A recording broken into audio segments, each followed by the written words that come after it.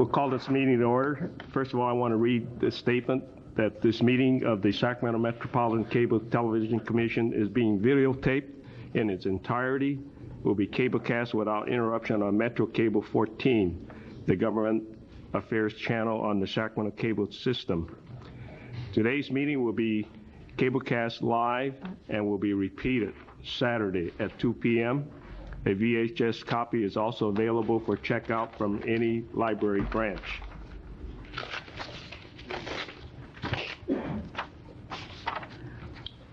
Would you like roll call? What's that? Would you like roll call? Yes, please. I'm going to get mine. Grantland Johnson. Panay. Here. Collin. That's yours. Castanis. Here. Cox. Present. Fletcher. Here. Yee. Here. Toby Johnson. We have a quorum. Thank you. Item number one, we have here a recognition to Valley High School. Is there someone here to? That was at my request. Oh. I don't know if anyone from Valley High School is here or not. There was an effort to reach the school, but because of the summer recess, I don't know that anyone is around. But for the Commission's information, Valley High School did receive a grant from Bravo, the cable network, and they have received this award for their original drama, Plague, Housequake, and AIDS-related theater production. I was able to see this production at an event at the school, and truly it's amazing to think that 400 applications for these awards were submitted, and Valley High School in the Valley High area was awarded this distinction. So I wanted to recognize them with the resolution. So with the Commission's permission, I'd like to just mail this to Maureen Jordan and to the school with our appreciation. So we'll just do that, and because I don't think anyone's here today. I second the motion to approve the resolution. Thank you, Dave. Thanks, Great. Jimmy. It's been moved and seconded on item one. Recognition to Valley High School. Yeah. Okay, I guess we're all ready for a Roll vote. call. Call the roll for a vote. Grantland Johnson. Panay. Aye. Collin. Castanis. Aye. Cox. Aye. Fletcher. Aye. Yee. Aye. Toby Johnson. Yes. Motion carries. Item 2, protective first aid insurance company, et cetera. Thank you, Mr. Chairman and members. It's one of the wonderful aspects of a long battle when a part of it comes to an end. And this is, we hope, one of those parts. We present to you today a recommendation that you authorize us to proceed to execute a tentative settlement, which we've negotiated on your behalf, with First Aid Insurance Company. You will recall that since we settled, I think, last fall with the last two prior to this, which were Meade and Planet, we had 2 defendants left. We are now down to 1, and that is Scottsdale Insurance.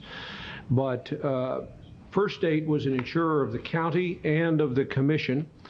We have given you over the years a continuing analysis of our claims against this entity. Shortly after we met with you in April and gave you an analysis of our expectations against this company, we received a payment of $187,000 on a reservation of rights defense.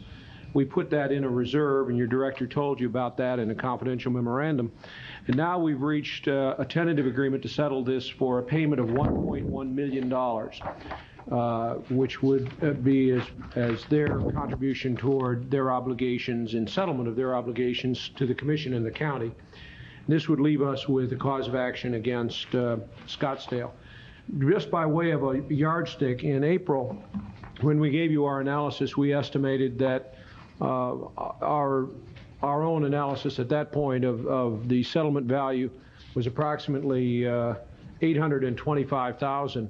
So this is quite a bit better settlement than we estimated at that time, and particularly if you factor into it the interim payment that we received. We're really looking here at a an approval of a settlement of 1.287, or approximately $1.3 million with First State Insurance. So I highly recommend this settlement to you. It will be conditioned on a release from each of the constituent entities, and we will have to go around to those entities and explain this to them. You're not bound to any particular disposition of this money. It is, in fact, repayment of monies that were expended by your commission over the past years. So I'd answer any questions you might have about this settlement. We've provided you with a resolution that would authorize its execution. Anyone have questions they'd like Mr. to Chair? ask Mr. Blair? Yes. Jimmy? Yeah, Brent, I'm not asking any questions of the settlement itself. The only question I have, why is it being discussed in an open session? Well, because we need to have formal action to have you approve it. Well, couldn't we have discussed the you could. situation in closed session and You could. then adopt a resolution in open session? You could. These are policy matters, and I consulted with your director, and this was the way that he felt the commission would like to handle it. Well, yeah, it's not the procedure I'm used to. Well, I agree with you. I think in light of Mr. Yee's comment that it would be well on any of these legal matters to make certain that we are in accord as to the best way to approach it, if you will, in the future. I looked historically, we've gone both ways. Some settlements we've taken to exec session when they've been close, others we've taken direct to you. In this case, because of the briefing you had on April 1st, where we went in depth through the issues and the probable settlement values, I felt that we had exceeded those and it was comfortable bringing it to you. I think the only thing, Rich, We'll is change that back. time lapses and we kind of lose track of some of these things that we've discussed because we attend so many meetings. If we're able to bring you another one, we'll do it in exec session. Try and brief us in executive. I wonder if we might have the opportunity to discuss this in closed session. You surely may. That's really the second can part of adjourn. Mr. Yee's. We can adjourn to closed session, and you can ask any questions you Already want. on the agenda. It doesn't have to be. You have it, don't we have it on? We have a closed session We planned have. anyway. Well, don't we have the We don't have it litigation? Oh. We don't have it on exec session. Well, we have a closed session on Item there, 6 is and a closed. I can recite given my little book, I can recite the section. Is it the desire then of the members to wait until after we've had our closed session discussion? That'd be my pleasure, Mr. Chairman.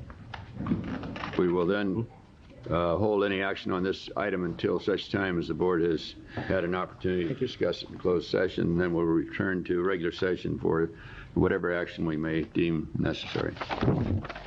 Okay, we'll move then to, Well, I don't think we have to do that. and also at that time, we'll take any testimony that members of the audience may want to offer after we've had the closed session discussion, so as not to preclude anybody from an option of speaking. We'll enable you to do it at that time. Item 3, community programming, grant application, budget approvals, access, KVI, SECC. Go ahead. Mr. Chairman, members, as background, recall that last October, we established two processes for administering our community program activities. An entitlement grant process, which was an extension of the existing grant agreement from the last 5 years, and a performance grant process. At the last meeting, you approved the performance grants, and they are now in their natural process. Next month, we will provide you with an evaluation of the performance grant process. Within the entitlement grants, part of that process is for you to review and approve the budgets and operating plans, referred to as applications in the grant agreement, for each of your grantees. The three that the chairman described were provided to you in the agenda packet. These are budgets, operating plans from your grantees direct to you under the performance grant concept and package. These are effectively your staff, your entities. There has been no separate staff review of them. Separately, in the last 24 hours, there has been operating plans submitted by RCCTV, and Mr. Corvo from KXPR has, I believe, submitted a proposal and wishes to address you as well. My recommendation is that, with your permission and option, or with your option, that you ask each of the grantees to provide you with a brief budget presentation. Okay. Are there questions of Mr. Esposito from members of the commission? If not, then each of the grantees has indicated they want to speak. at your discretion. The way I've written the staff report is that if you wish I have a number of people here who have requested an opportunity to speak, so I'm going to proceed through the list of names that I have, and then if further comments are wanted by any of the grantees, we'll enable them to. Bill White will be the first person. May I stipulate that each of you keep your remarks to 3 minutes or less, and it will hopefully give you opportunity enough to cover your discussion. Yes, Mr. Chairman, honorable members of the Commission, delighted to be here this afternoon. And first of all, I want to thank you for funding. We're certainly mindful of our de facto probationary status, and I'd like to reserve time after the Educational Consortium's presentation for a very brief statement. Okay.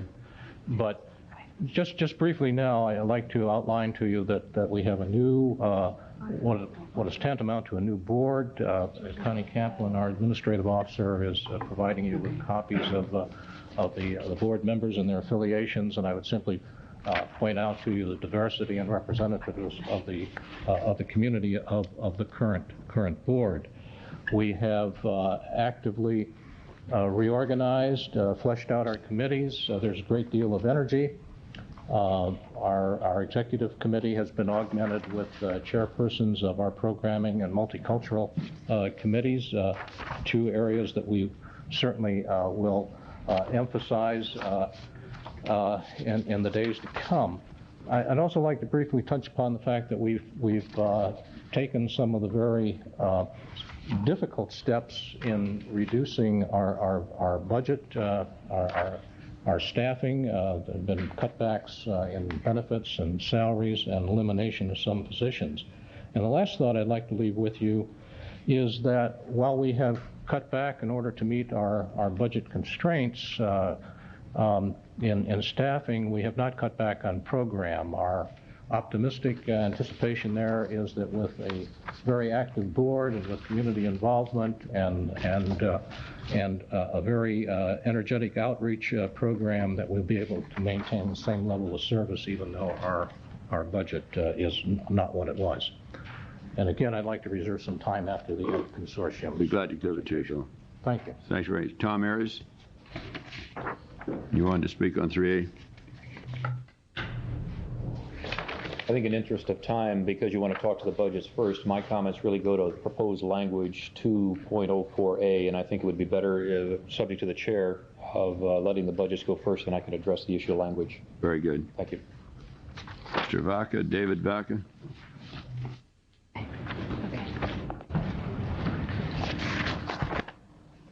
Thank you, Mr. Johnson. Ours is going to be very short from SECC. I want you to know that with reduced funds, we are programming 24 hours a day on all of our channels, and I would be open for any questions that you might have for the budget. Okay, any of you have questions to ask Mr. Beck? Thank you very much, and we're appreciative of your efforts. I, too, would like to address 2.04A at the appropriate time. Okay. Mr. Asmunson. Mr. Chair, could I ask Tillman to come up with me? Certainly. What's this 2.04A? Well, Vic, you need some support? I need all the help I can get. I'm Vic Asmunson. I'm the KVIE attorney, and as Mr. Harris would like to do, I'd like to address 2.04A later.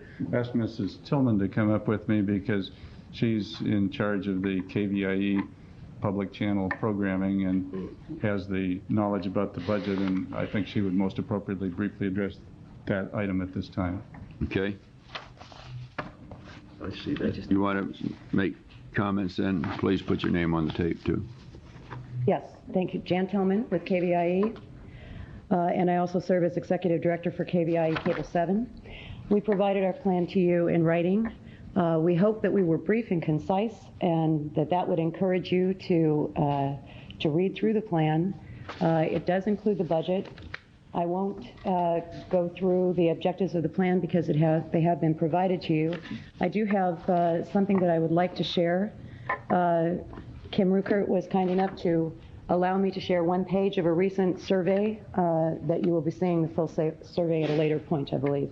I'll hand this out to you now.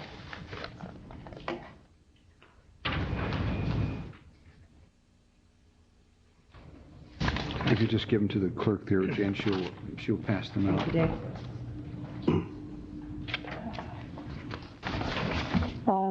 This is not a survey of all of the channels that are provided on Sacramento Cable, but this particular graph does include all of the television grantees that are supported by Cable Commission funds.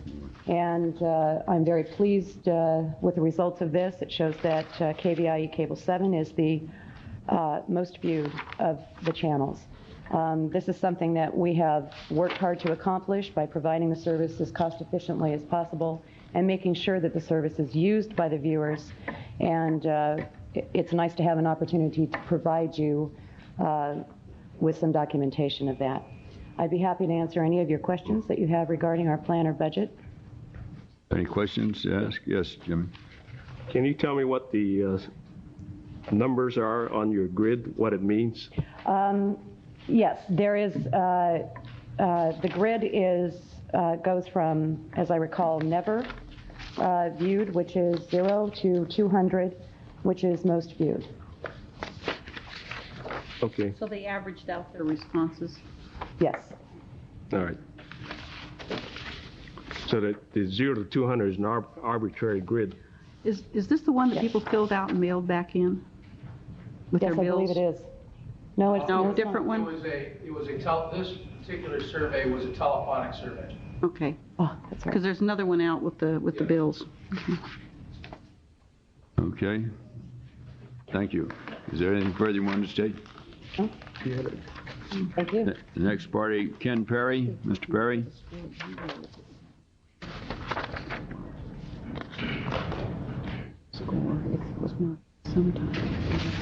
Good afternoon. My name is Ken Perry. I'm a radio producer at KCBL Radio.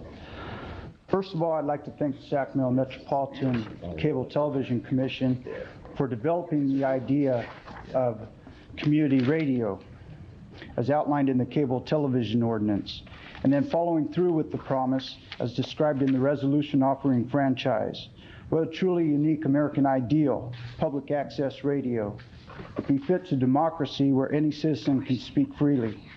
I'm here today because KCBL Public Access Community Radio is Sacramento's greatest secret.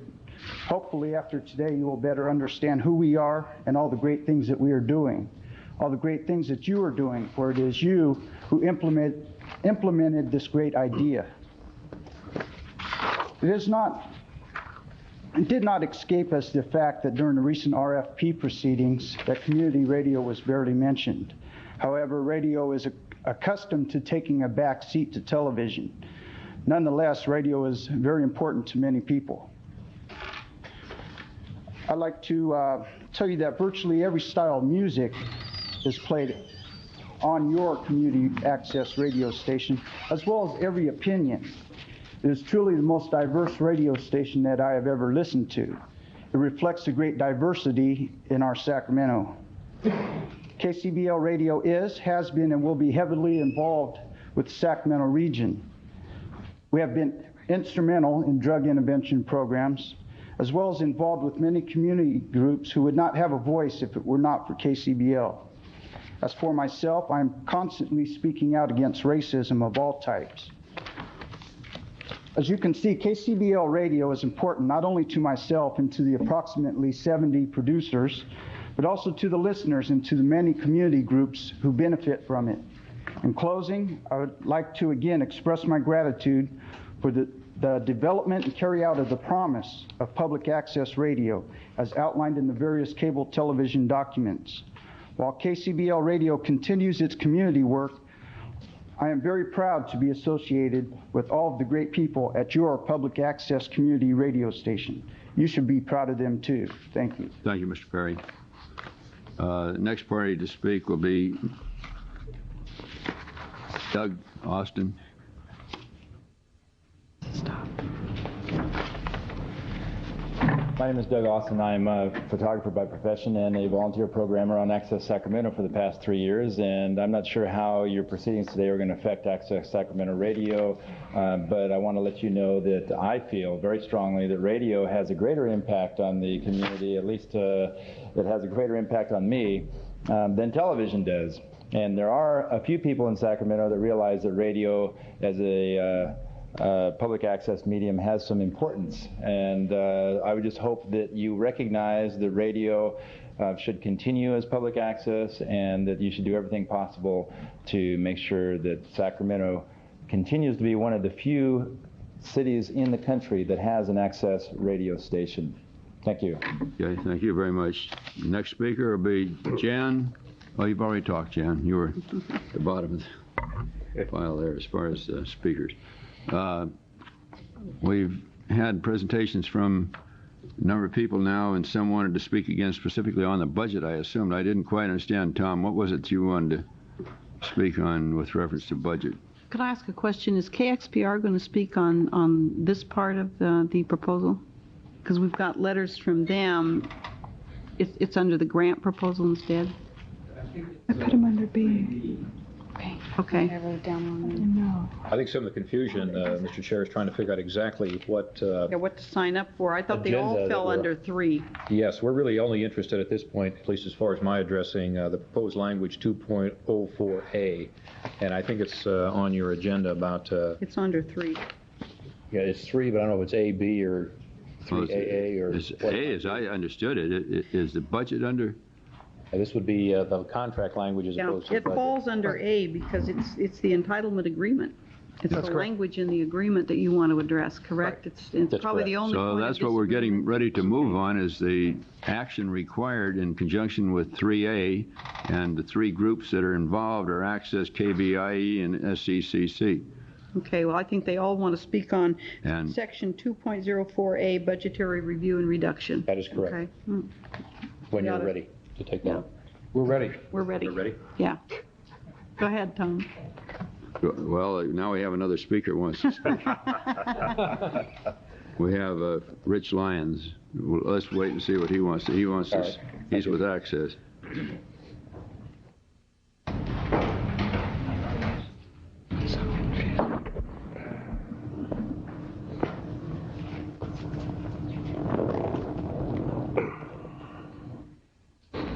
Okay, you're up, Rich. Good afternoon. I wanted to speak under item B about KXPR, not about the budget, and also about the community involvement of KCBL. We've been very involved in the community. Just alone in the last 2 years, we've helped raise over $13,000 for drug abuse programs in the San Juan Unified School District. And with the California Bluegrass Association, by our volunteering, we have helped them raise over $5,000 for a gentleman who is in dire need. He's paralyzed. And we're in other things with the community. We're doing a lot of promotions and being out in the community and helping them. I'm very proud about that, and I just want to let the community know about that. Thank you very much. Can I Appreciate ask a question in that regard? Because it seems to me that we have on page 16 of the Access Sacramento information that it says we're looking at community radio, and there's references both under that to KCBL and to KSMF. And then also there is Access, it also says Access Sacramento will continue to work closely with the Cable Commission, Sacramento Cable, and KXPR to explore other radio signal distribution alternatives designed to increase potential listening audiences. So I guess I had a little bit of question about that. I made an assumption that KCBL was folded under the Access grant. Is that correct? It is. Okay, so that's a part of this today, the continuation of of their services. Is that not correct? That's correct. Okay, That's it. and so then the separate item that we would deal with under B would just be whether to go ahead and extend with KXPR beyond the August 31st date? That's correct. Okay, Thank you. thanks. Okay. Now, Tom, I guess we've taken care of that little interlude. With great trepidation, I approach the podium once again. Well, it's with great trepidation And that by I the way, see a that speaker. podium will come up to your height if you just want to press a button to the right. You see there where it'll... How about if I just stand on my knees or something like that? You don't need to, Tom. Take all the time you want, Tom. Your time's running. That's all right. I appreciate it. I'll be very brief as I try to be at these sessions. My name is Tom Harris. I'm the legal counsel for SECC, and I rise to express SEC's opposition to proposed language 2.04A, The staff report, which I believe is stated in about the 4th page of the materials that you have, states, the notion is to reserve to the Commission authority to reduce grantee budgets at its discretion in order to support essential services of the Commission's parental jurisdictions. And as grants go, this almost creates an unworkable situation in terms of administration of the grant. That is, at the time that the grant is provided, there should be some reliance or the capacity for reliance by the grantee to be able to make subcontracts, to set programming in gear, to do all those kinds of things that you would set over a 12-month management program. And consequently, having this kind of language in there really does put at risk the ability to make any of those commitments, contracts, or whatever. So from a very practical standpoint, I would suggest that this language goes a little farther than is necessary, and we certainly would prefer these grants exclude that language. I'm also concerned with a broader issue of the language tying into the capacity to pull from the cable funding for purposes of potential diversion to general fund or essential services expenditures. It raises an age-old issue that has been floating around for those of us that are dinosaurs during the cable wars as to just exactly what is the characterization of these funds. Now, my esteemed colleague, Mr. Blair, has said on many occasions, it's plenary, it belongs to you guys, you can do anything you want. Parenthetically, I'd say buy birdseed, close paren, but I disagree with that and have suggested that it really does have some earmarking to it, it has some restrictions to it. We love lawyers. Consequently, yes, the possibility of using these funds for general fund expenditures would call us to raise the issue perhaps to determine exactly what is the legal characterization of these funds. They're not a general tax, they're not a special tax. Are they a fee? Are they a franchise fee? Are they consideration in settlement of a lawsuit, and therefore are they imposed with any other kinds of constraints? And rather than belabor the next minute with respect to those issues, I would suggest first we strike the language that's suggested by staff, and second we have this discussion at a later date and see if we can't come up with an amicable resolution of it. So saith the deponent, further not. Open for questions. Thank you, Tom. I think staff. Here's a question. Mr. Costanis has a question. Tom, how do you mean in terms of pursuing grants, working with other entities? You're saying that the language that we're proposing puts you at risk in terms of getting commitments from from school districts, from people who offer grants, in terms of your stability as an organization. What specifically are you objecting to? Well, when I read the language, I was somewhat surprised, having drafted a few contracts, that it would contain language like reduce, modify, and or truncate. That's a nice term I have not used in the past.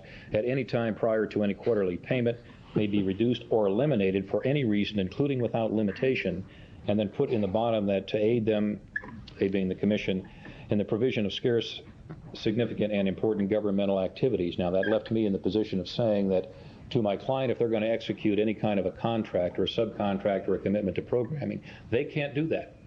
They have to put some sort of a saving clause in there that says this is subject to being called at any point in time by the action of the Commission, saying we're going to need that for scarce and significant needs that the city might have or the county might have, in which case, how do we make those commitments?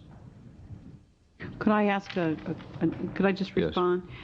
I think that staff was really responding to one of the commissioners who expressed that concern, and I understand your concern for certainty. I think that at the time that was expressed and to the present time, obviously government is operating under a great deal of uncertainty. For instance, we adopted a budget that is, to all intents and purposes, $48 million out of whack because we based it on the assumption that voters in this county and throughout the state of California would go ahead and extend the sales tax. If they do not, then we're in cutting maybe $48 million out of a budget that's already stressed. And I think that was the type of concern that was being expressed at that time, was constituent entities might begin to put real pressure on the Cable Commission too. But I agree with your comments that it is very hard to produce a stable budget. It's very hard to think about what your future is going to be if at any time on a quarterly basis those funds are going to be taken away. That's obviously the situation we're in. If the voters don't extend that in November, we've got, as a community, we have a huge headache, as does the whole state of California, in terms of collapse of safety services in communities. But that aside, I will tell you today that I'm prepared to strike this out. I don't see how we can possibly have this kind of language in here and expect these people to continue. Now, that doesn't mean that it's an indefinite. Will we be reviewing this on a yearly basis? So we would be coming back here in a year to where the same issue might come before us again. So Yes. funding Without is only this a language- one-year funding, right? Without this language, you're on an annual funding cycle, July to June. Pardon? Without this language, you would be on an annual funding cycle, July to June, a one-year grant. Okay, and I'm willing to make that commitment for this year. So, I don't think, but I'm speaking just as one.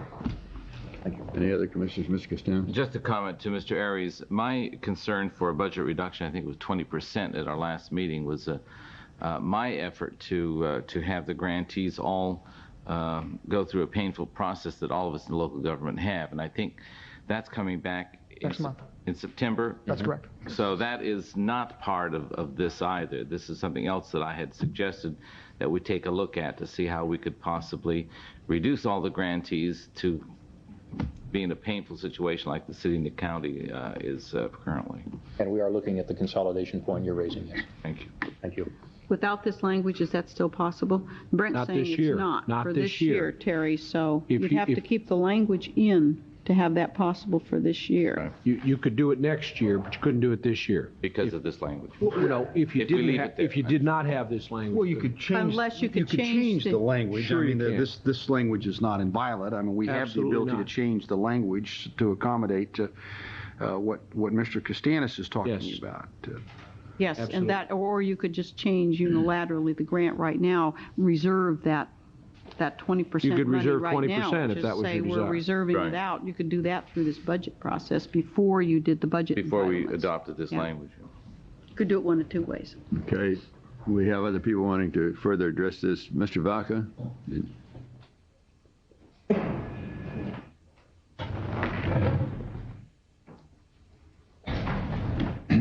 My name is David Vaca, and I'm chairperson of SCCC, and I apologize for not doing that previously.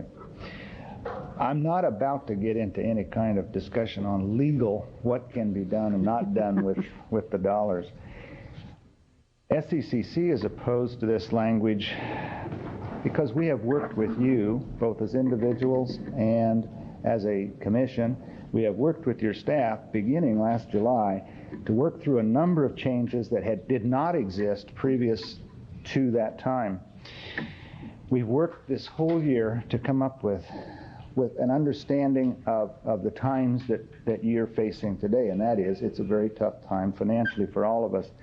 And we worked through the language that in those contracts, we submitted that language, and at each checkpoint we checked with either you or with your staff to see that language was agreeable.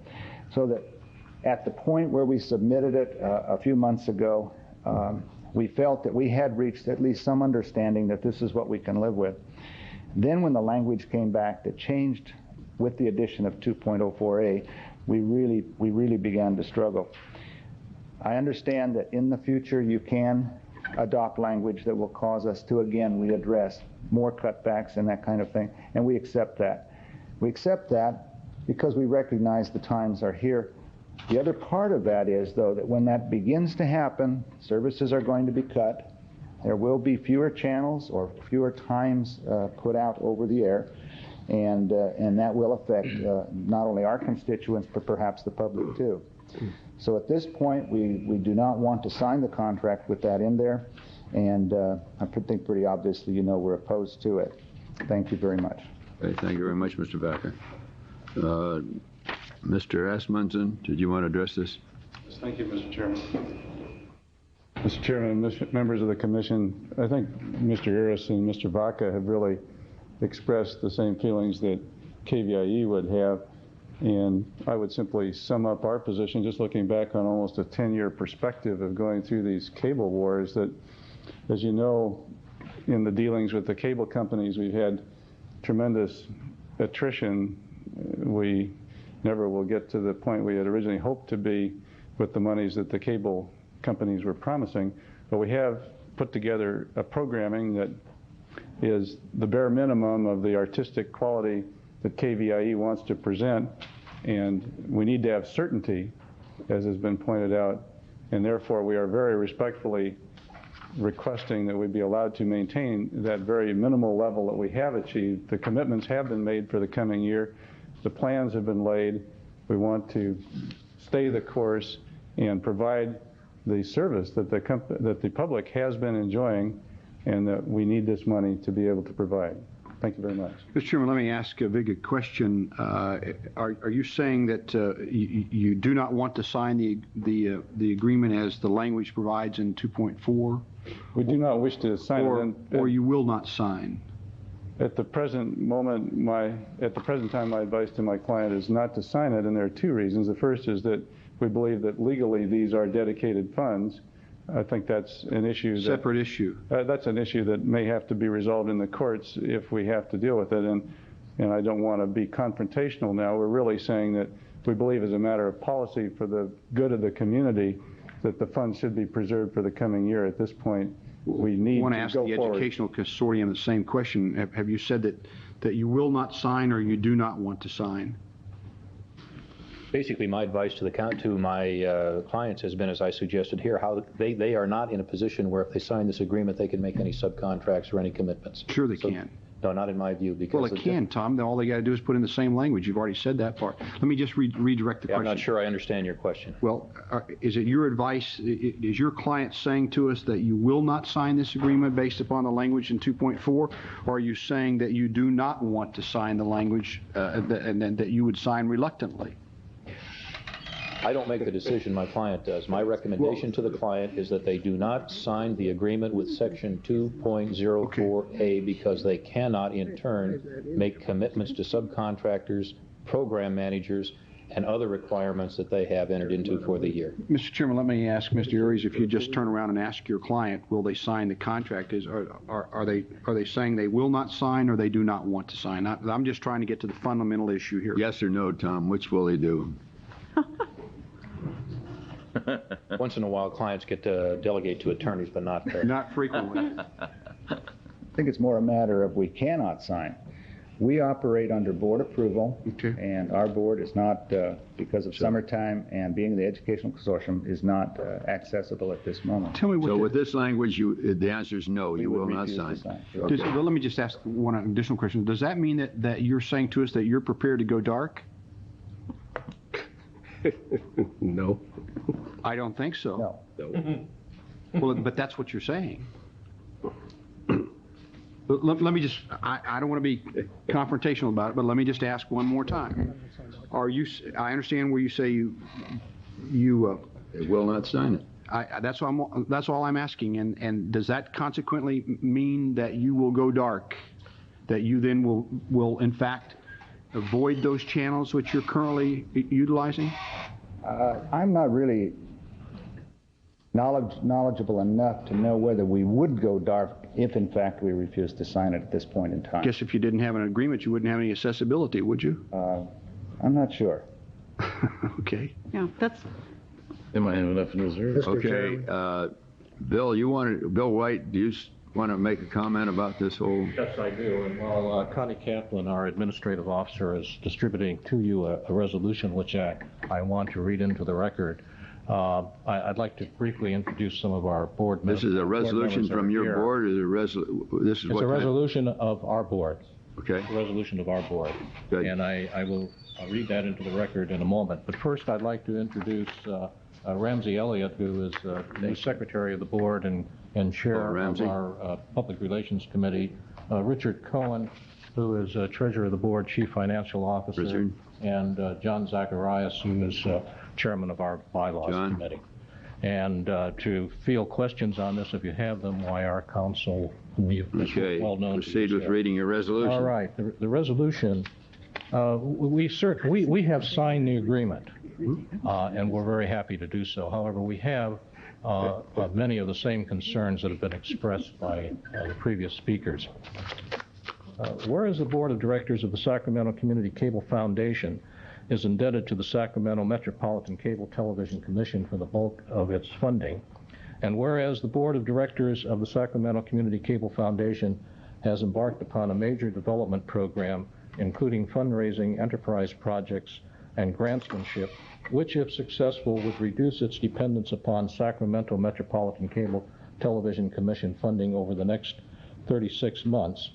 And whereas the viewers of Sacramento Cable Television Company's channels are the source of SMCTC funds, and all local PEG channels are seeking to reward those same viewers with high-quality, entertaining, enlightening, and informative programming, and whereas providing those programs, managing existing facilities and programs, and developing a long-term plan to be self-sufficient requires stability in baseline funding, be it resolved that as citizen board members of a Sacramento County PEG channel, we ask the honorable members of the Sacramento Metropolitan Cable Television Commission to drop Section 2.04A, which calls for a potential 90-day shutdown of PEG viewing services to Sacramentans, from the proposed entitlement grant agreement,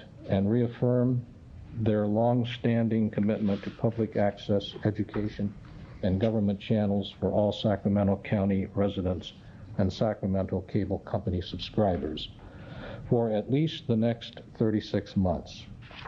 Approved unanimously by the Sacramento Community Cable Foundation Board and signed this 15th day of July 1993 by Bill White, Chairperson. Thank you. I apologize for some of the stumbling. I have a visual disablement at this time, and words keep disappearing on a printed page for me. We all experience the same problem. We stumble too as we go. Mr. Chairman, I'd like to introduce perhaps they can be fielded by our attorney. Thank you, Bill. Thanks, Bill. I'd like to hold this in abeyance for a moment and express a different premise on which to award these funds. That is the element of fairness.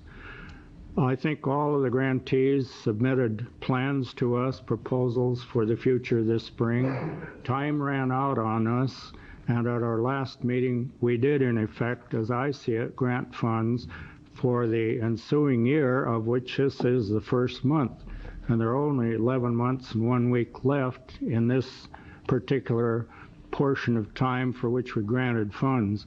I believe we owe it to the grantees to grant the full amount for the entire term and to use the ensuing months to develop a longer-term program.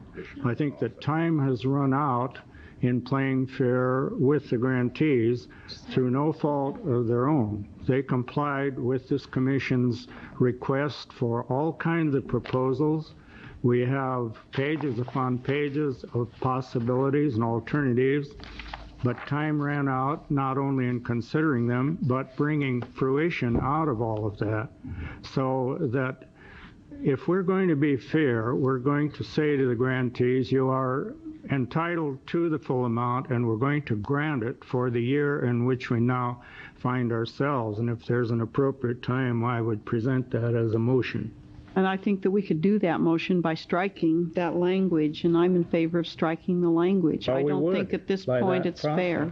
Is anybody else interested? Mr. Chairman, I would support the striking of the language.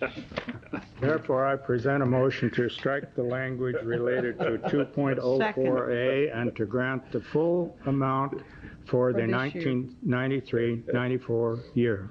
Okay, that's been we have a seconded. motion now to strike the language 204A and to grant the full amount for the forthcoming, which we are presently in, 93-94 year. Do you have any comments, Mr. Esposito, that you'd like to offer? Seek direction from the board relative to the report back in September on the 20% budget reduction. You're advising me now not to follow through with that process? Yes. Thank you. Okay. Any other comments? If not, please call a roll for a vote. Grantland Johnson. Panay. Aye. Collin. Yes. Castanis. Aye. Cox. Aye. Fletcher. Aye. Yee. Aye. Toby Johnson. Yes.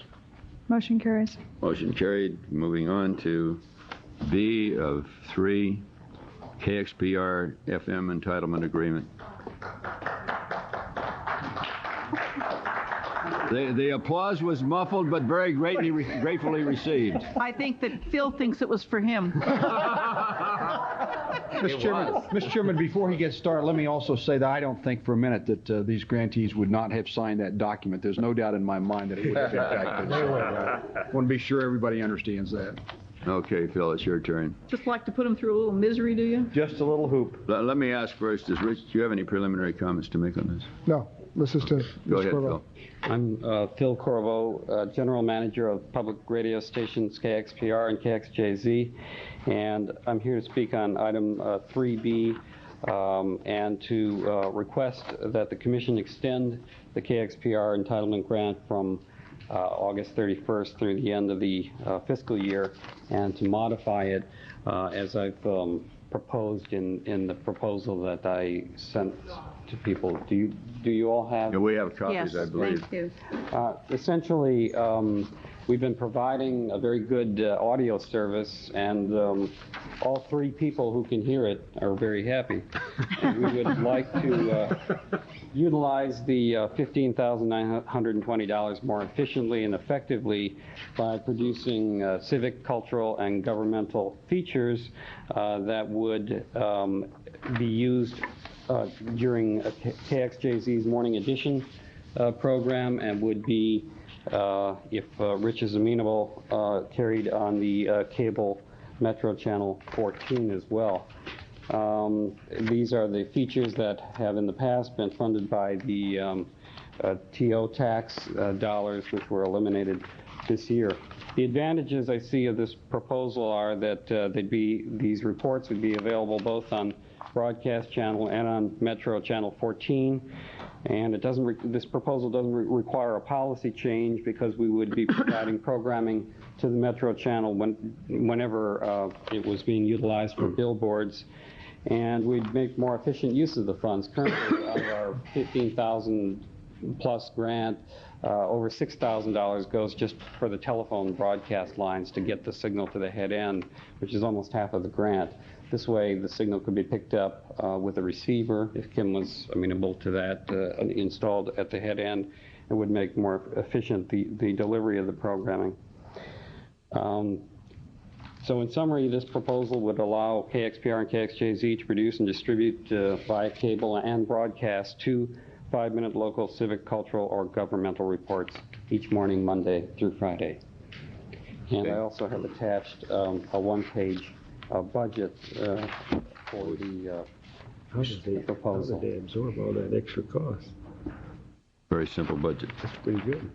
Okay, thank you, Phil. Would this be possible on the Metro to run during the billboard time? Yes, we'll have to work some magic with SAC cable at the head end, but yes, we used to have FM signal below our audio, below our visual.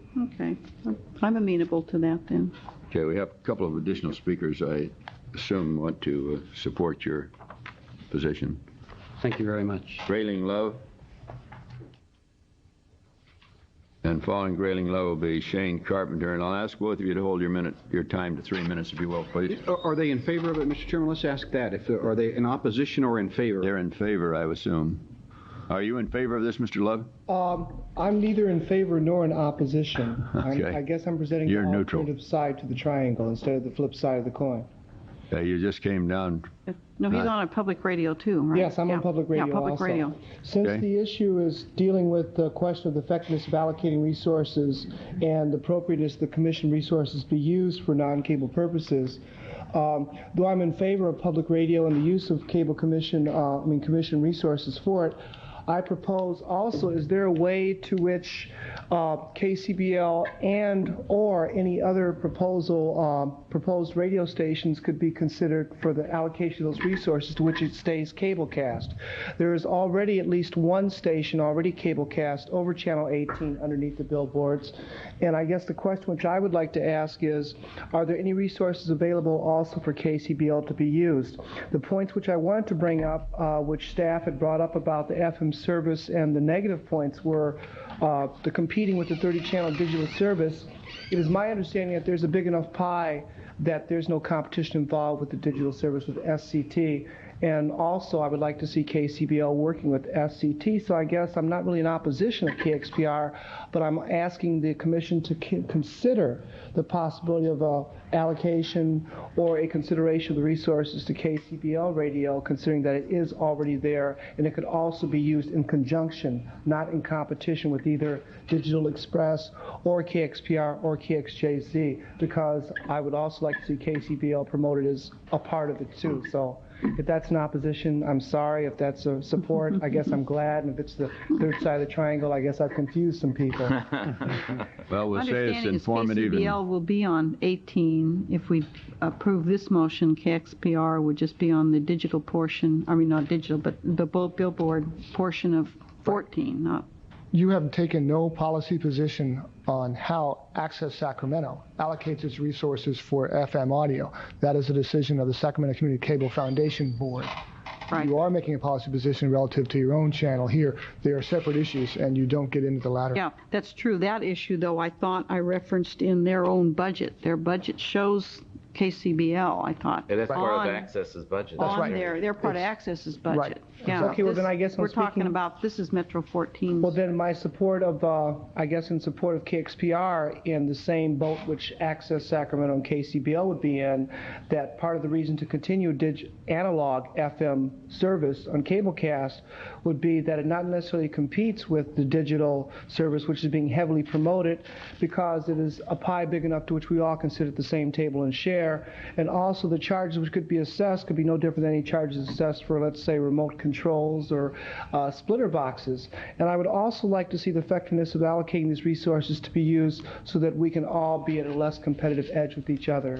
Basically, it's time for us at the radio end and TV end to really work together. So thank you for your time. Thank you, Mr. Love. Mr. Love, I'd like to echo some of the things you're saying, because if in a perfect world, what I would really love to see is understand enough about the technicalities of it to be able to access through, as I understand it, cable would be the better access for me to bring in, for instance, 88.5 from the Bay Area, which I can't get on any of my radios in my home. I can get it in my car radio. But I would, and then the radio station that comes out of Nevada City, some of the other radio, some of even the more community radio that you can pick up in certain parts of the community on the car radio. I'd love to have all of that coming in on a cable system that I could hook up to my radio. There was a time in which these stations did come in through the Sacramento cable television. I'm sure Mr. Ruka could be able to expand on it a little bit further.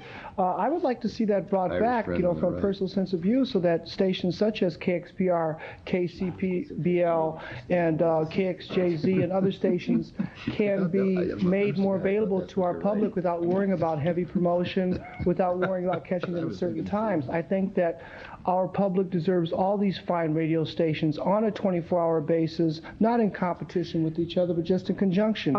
I agree with you. No, I mean, okay. Just how do we get there? Thank you. We will now hear from Shane Carpenter.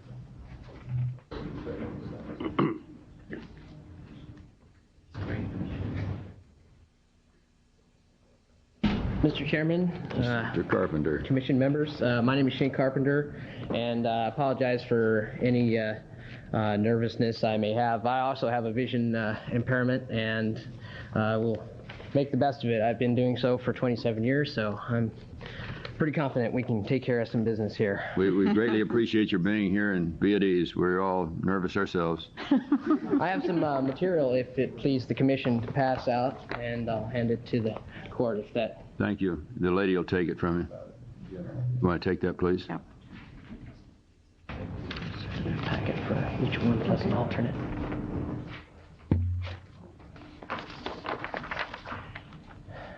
Well, as I stated before, I'm radio coordinator for Access Sacramento, and I serve in the capacity of program director for radio stations, cable radio stations KCBL and KSMF 88.7 and 89.9, respectively. We're here to speak, to let you know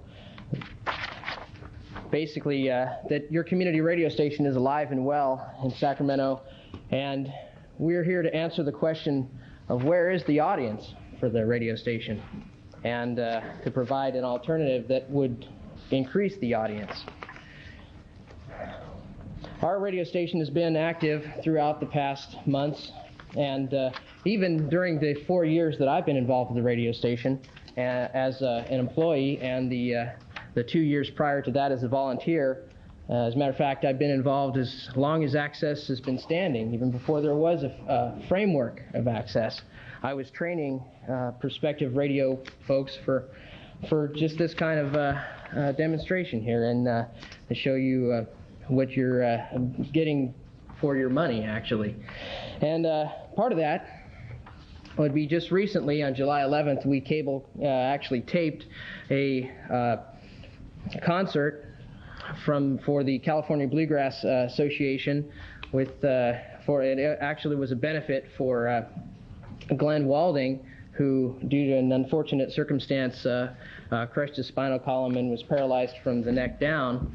And we taped that 5-hour concert and aired it the next week on Channel 18 and 88.7. And due to that concert, there was approximately $5,000, and the contributions are still coming in. That's just one example. If you excuse me, another example that we have is the Executive Airfare 93, which it kind of seems a little crazy for a radio station to be covering an air show, but the whole purpose is to get the word out to the community. And we basically had a lot of response from that. In fact, one of those responses was the Sacramento Tree Foundation that saw our booth and has since called. And you'll find information about all that the community organizations have written in support of community radio and in your packets there. I will not really belabor the fact because we're happy that we're here to serve the community, and we think our work will speak for itself. The main thing I'm here to speak on is the fact that we believe that your KXPR entitlement monies would be served better by giving them to your only true community radio stations. And we have a plan. It's actually still in the proposal stage right now.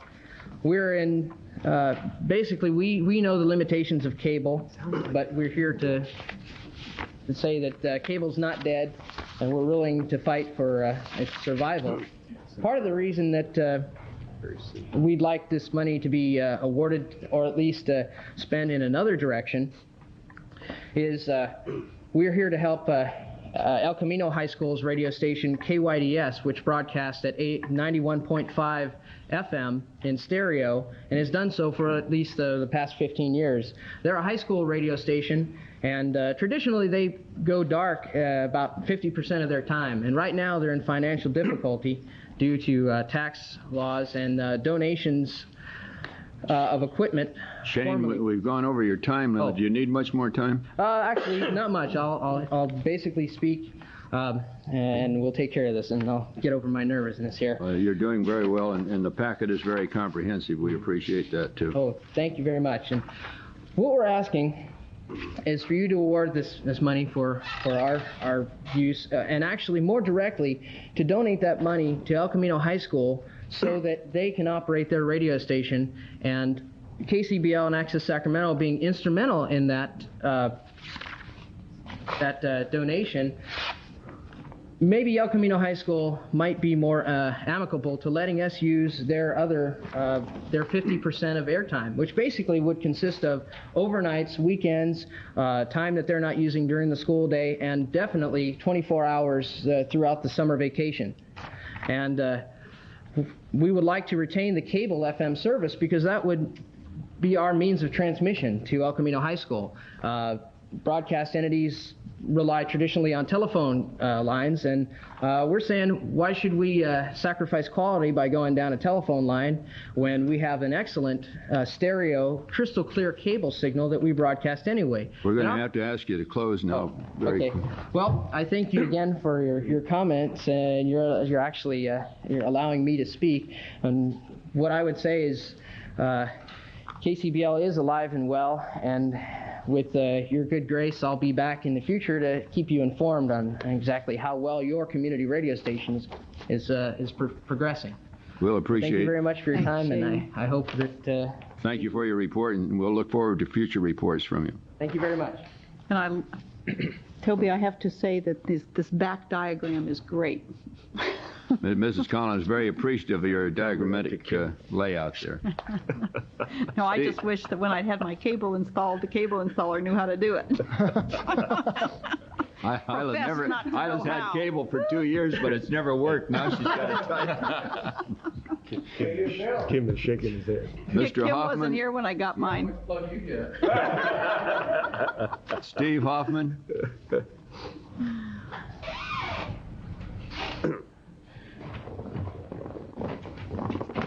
We ask you to hold to 3 minutes, please, yes, Steve. And I'll do that. I'm Steve Hoffman. I'm a volunteer radio producer for Access Sacramento, and thanks for the opportunity to be up here.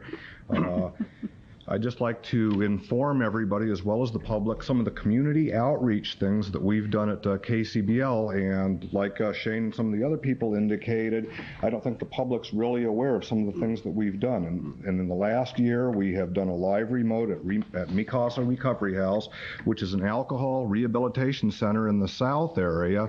So residents there can talk and reflect about what happened, and members of the community can show their support. We've done a 24-hour anti-drug rally at San Juan Unified High School, which I'll refer to in a second. We've covered several neighborhood meetings, the Golf Course Terrace Neighborhood Association. We've gone out to the Elk Grove School District, covered a board meeting there, saw a lot of things about what their issues are and what they cover, and like Shane indicated, the executive airfare, and a lot of people volunteering doing this. What I'd like to talk about is something that the staff brought up in the last edition of the cable thing, and they were talking about questioning the long-term effectiveness of cable radio, and I would agree, Mr. Staff, that cable radio could never compete with television. You know, there's a lot of things that what it can't do. One of the things it can do, though, we do have this immediacy, and we don't need a large crew, and we can get out there. And I guess what I'm pointing or trying to get to is, if you would have been there at the San Juan Unified School District and talked to those kids about why they're there and why they're volunteering, fighting drugs, and passing that message out, that answered the question for me. The commitment in their eyes and everything, and seeing how excited they got being able to be on cable radio, or the guys in the south area, or being able to talk with one of the guys that was in the Luftwaffe, believe it or not, at the executive airfare, and seeing people swarming around him, and being able to have microphone will travel, literally. I think what cable radio can provide and give back to the community more than offsets mere numbers on television, and that's my opinion and everything. A lot of the things that are shown aren't of community origin that are shown on cable television anyway. And I think the Sacramento community can really benefit. Not only radio can benefit from the community, but vice versa. Like Councilperson Deborah Ortiz said at the Mikasa Recovery Home, cable radio can provide a great catalyst for the community. I thank each one of you for allowing me that privilege, and I thank all of you for availing yourselves to helping support us as you have in the last year. Thank you very much, and I came in just under Exactly the 3 minutes. You're great.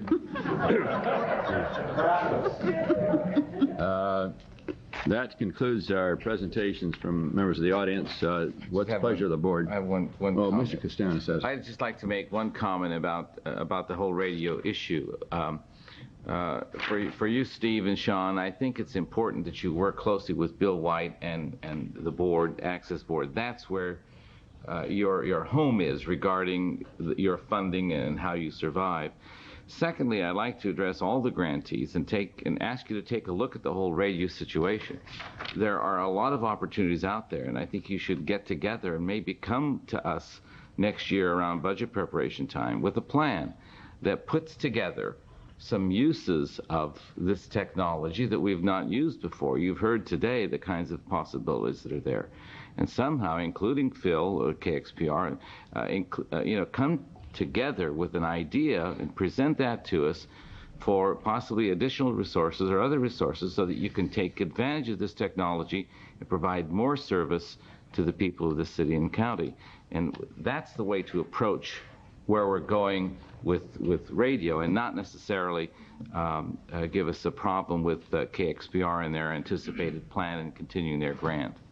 Hey, I wholeheartely support that. I think that it would be nice, though, if we could figure out a way and have a plan come forward, because I think that many people do not understand that you can, through the get the signals through those low FM signals through cable so much better if people just understood that you really don't even have to have your television on to get it, as long as you know the technology to utilize that and hook it to your radio.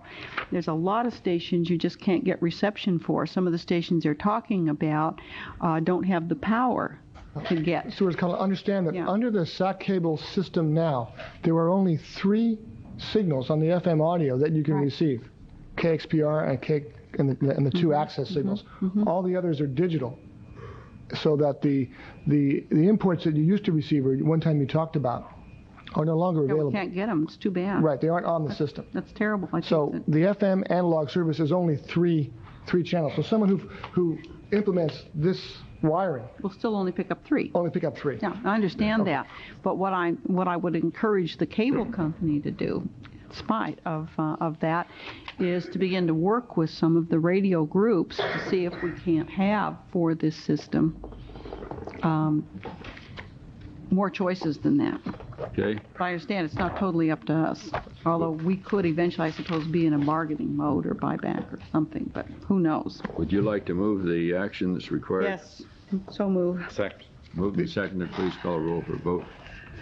Grantland Johnson? The action is to approve the KXPR proposal? At 15:09:20. Yes. Panay? Aye. Collins? Yes. Castanis? Aye. Cox? Fletcher? Yes. Yee? Aye.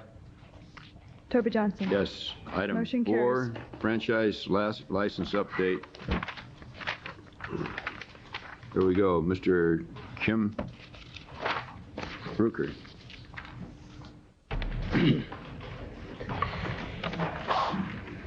Good afternoon, Chairman and Council. Before I get going, I'd like to introduce to you Darby Patterson, who's just joined our organization. Some of you know her when she was an editor at the Sacramento Union, and she has joined our organization and will be heading up public relations, community involvement, and all the support groups that we are supporting right now in Sacramento, which amount to about, I think 27 organizations and some $500,000 a year. So Darby will be responsible for that, as well as working in relationship with Rich and with you in conjunction with all the changes that are about to take place in the cable industry over the next few months. So this is Darby Patterson, and we're welcoming her to our group. Having known Darby, we're very happy to welcome you to your new position, and we look forward to working with you. You're going to have an interesting job, Darby. I've already found that out. Thank you very much. Got another one, huh? I will address, before I get into just this brief update, and it is brief, the KCBL issue as far as we are concerned. We think that public access radio is an excellent conduit for the public and for an opportunity to express many ideas. But we also do realize, and we're very sensitive to Dr. Love and his organization for their very aggressive action back when Access Sacramento was going through their difficulty in trying to understand the type of programming that our community wants. And we at Sacramento Cable have agreed with the Access organization that we will be watching and listening and viewing their programming, and we hold that Access board as accountable for the radio also. And we expect it to reflect the issues of the community and not personal issues and moral issues we expect them to be in high standards as the FCC would require it. First of all, as an update, we have a lot of challenging things facing us in the next few months, in the next month, actually. You thought that we got through all this dropping of channels when we dealt with the KTSF issue, but it hasn't stopped there. The federal government 2 weeks ago changed a ruling providing certain home shopping networks the opportunity to be carried in a must-carry status from broadcast television. So effective today, 2 more channels will be removed from our cable lineup permanently and will be replaced by Channel 29, a home shopping network, and Channel 64 out of Stockton, another home shopping network. Must carry home shopping network? Right. They have access without charge to the use of those? That's right. Stupid, I can't believe They are a broadcast signal in our, they refer to our ADI. Therefore, they transmit in our, we had the opportunity because we had home shopping network still on cable with QVC, and we had the right to deny their carriage because it was duplicate type programming. HSN in the last year or so has modified their programming, and now they are broadcasting 3 different tiers of home shopping networks. Those 3 shopping networks, those 3 tiers of shopping networks now will be carried on these 2 channels that were never carried on Sacramento Cable. And they will commence carriage with no obligation to drop them until on October the 6th. So as you probably can imagine, my staff in the last 2 weeks has diligently been deciding what networks are going to be dropped. And as soon as we have reached that conclusion, we will inform you as to what channels they are. It is disappointing to us because now we will have 4 home shopping networks on the air. Who would ever want to even watch one? I mean, four. I get the message. As far as the issue with KTSF, they are, of course, off the air and will remain off the air. We have received a fax from KTSF yesterday, which basically has indicated that they have direct licensing agreements in order to provide or sell or give programming directly to Sacramento Cable. If our attorneys find that this direct licensing agreement is legal and will not be in violation of copyright or compulsory license agreements that we have, and they have, we will then make an effort to talk with the international channel and discuss with them if they still continue to have willingness to preempt their program to allow certain types of programming that KTSF might be able to provide directly to us. The likelihood of KTSF ever being carried as a full-time network because it is a distant signal and we already have to remove 2 more channels is very unlikely. On that score, Kim, will that report from your attorneys be back to you in a reasonable period of time, or do you have any particular idea? I received the information yesterday. I communicated with our attorneys yesterday. I faxed them the information yesterday to our Washington attorneys, and I expect that they will give us a ruling back, or at least a somewhat of a position from the FCC effective next week. So we'll have... If that were to happen, then I would immediately call George Leitner, and I would have George either agree to or not agree to preempt his programming for certain language programs. The reason I ask that, I hope that everyone in the audience who is here as an advocate for KTSF is aware of exactly what Mr. Rooker has stated. There is a possibility that they can, by an arrangement now permissible under regulations that have been recently established, work out a plan, if KTSF is willing to cooperate on this matter, to provide the type of, if I'm not saying this correct me, to provide the particular program for Asian languages and programs that are of interest to local community members. To be very specific, KTSF owns, according to their letter, approximately 9 programs, of which is the Cantonese News and other types of programs. They own those programs and have the right, according to their attorneys, to either give them to me or sell them to me. But it's the way the programming gets to me is the issue. And if we use the microwave interconnect from KTSF in the Bay Area that we currently have in place, there may be copyright implications and there may not be copyright implications. If there are copyright implications, then we can never carry their programming, any part of it, even if they want to direct license it, because I have to carry them in full carriage and I have no place for them. So what we're trying to do right now is to buy individual programs from them if the law and the FCC will allow us to do so. And if they will allow us to do so, I will encourage IC to preempt their programming to carry those programs. And you'll have a reply from your head office sometime within the next 2 weeks, per se. Oh, I would say that would be more than reasonable within the next 2 weeks. And are there any questions from members of the board on this, Jimmy? Kim, how soon will the fiber optic system be completed so that you can have more channels?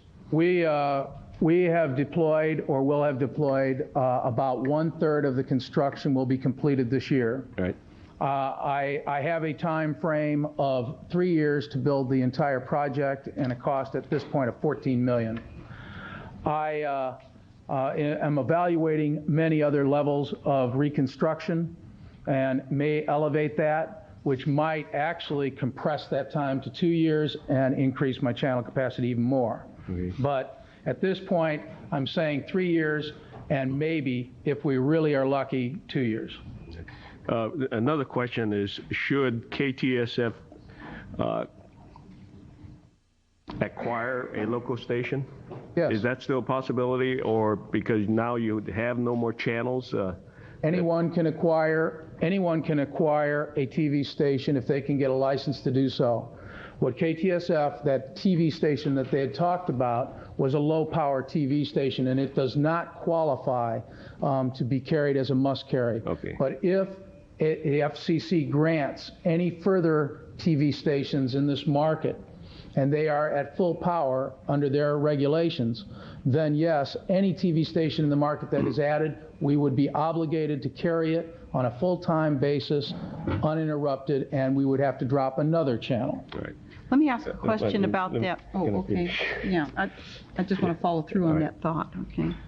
Kim, I'm assuming that there is fairly good agreement between SAC Cable and KTSF, with possibly the exception of amount of programming. Is that fair? I'm sorry, statement? I really didn't understand your question. Okay. Let me try to put it simply. The only disagreement I hear right now is that there may be a possibility that you may not be able to carry all of the programs that KTSF wishes to provide? Yes, that's true. Okay. That's part of it. Or is there some other disagreement? There are no disagreements. Oh. It is a understanding of the law, and then, of course, you do have to remember that the international channel has rights, and that channel belongs to them. Got it. And they pay for that right. We pay for that right. They are carried on our network. They have the right to decide to not grant any programming from KTSF, but I believe, based on our relationship with IC, I think that they will grant us programming rights. And although we won't be carrying 10 programs and 50% of their carriage, we will absolutely try to carry those things that are most important to our community, and especially to the Asian community. Is there any possibilities of carrying part of the programming on other channels? If they direct license it, yes. And if we can transport it here, we could carry it in a public access form. We could carry it in any form. Okay. But at this point, We have no further channel capacity, so it would be that we would have to turn to public access and ask them to carry their programs. Also, we would have to, in turn to IC and ask them to preempt their program. But interestingly enough, where it wasn't an issue before, today it is becoming an issue, and I don't know that it will become an argumentative issue, but now KTSF is declaring that they want advertising insertion on these programs, which before they were willing to give to us without the advertising, but now that they're out of the market, they want to regain that revenue stream, I'm sure. Is that true for all the programs or only part of it? Let me just take a second here. I hope that everyone who was here with reference to the Asian programs on KTSF are listening carefully to this exchange between Mr. Yee and Mr. Ruker. They're clarifying the whole status of further programming in the future on either Sacramento Cable or some other means, and that's what we hope everybody's following closely. I just wanted to be sure that Thank you, Chairman. Everybody's listening. Go ahead, Jim. I agree that it's a new condition where KTSF wants to have advertising, or paid advertising, I guess. My question, was that asked of for all of their programs or only on part of it? It was a very general statement in their letter, and it said that we would like to have insertion capabilities on our programs. That's what it said. Yeah, the reason I ask is that if you're talking about public access, they can't have it, and that's the reason why I asked that question. And I do believe that public access is a very important part of being able to negotiate this programming for the community. I am willing to bend over backwards in any way, shape, or form that I can to get the programming into the market in a legal format. Where we put it on the air will be dependent upon public access and upon IC. But if somebody is looking to me to say, Mr. Ruckert, I want you to drop a channel and to put KTSF on the air, there is no way that we will do that. And the reason that we can't do that is because two channels that already have contracts that are on the air will have to go off the air to be able to accommodate two more home shopping networks. And we will not have any channel capacity to be able to do that until the rebuild is complete. And then when the rebuild is complete, then it will be, I will football this one right back in Mr. Holton's face and say, if you are willing to pay copyright, I will be willing to carry your channel. Yeah, thank you. Okay? And when you mention the term IC, you're talking with international channel, right. Channel 2. I have a question. I'd have a question, too. Okay, Mrs. Collins would like to ask you a question. I just want to follow up on something that Jimmy brought up. Would you reiterate to me on this full power issue then, the ruling as it relates to those home shopping networks? They're full power networks in the area, and they are now considered a must carry for this system. And you already have, what, contracts with two that are not must carries? They're not must carries. When the home shopping networks began, we signed contracts with QVC and HSN as our two home shopping networks. And at one time, if you recall, we had the JCPenney network. No, I don't watch any of those, so I don't know. You're supposed to read your channel lineup, Isla, and know all of this when you're getting quizzed.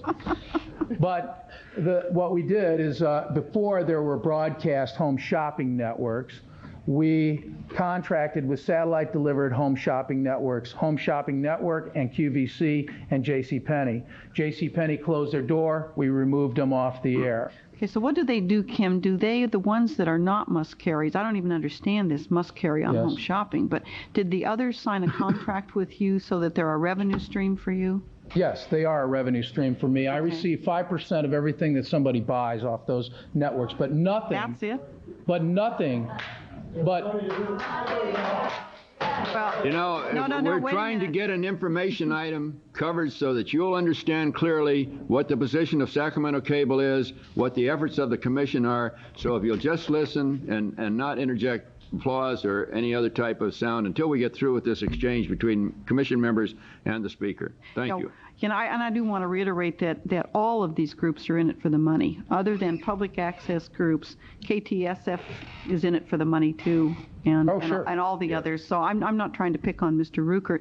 What I'm trying to make clear is there's been a ruling that evidently has required Mr. Ruckert to add 2 home shopping networks, whether he wants to carry them or not. And let me He's got to put them on, this. and he's got to bump off a couple of other channels. And I'm trying to figure out why we couldn't bump off the other 2 home shopping ones. And you're saying you've got contracts with them, right? Let me make it very clear to you, okay? First of all, and why the clapping, I believe, is because they believe I'm getting revenues from those TV stations. The answer is no. The 2 TV stations that are coming on that are broadcast networks, I receive no money from. I didn't think so, but Back in the early days when we were entrepreneurial and created these home shopping networks, the agreement was that we received of what they purchased 5% of what they purchased. That amounts to annually about $120,000 a year. It is not that big of a deal. But the point is that with re-regulation and with the losing of revenues under the federal government's mandates, we are not going to drop any revenue-producing television stations. One, we wouldn't drop the pay-per-view network because it makes us money. We wouldn't drop HBO because it makes us money.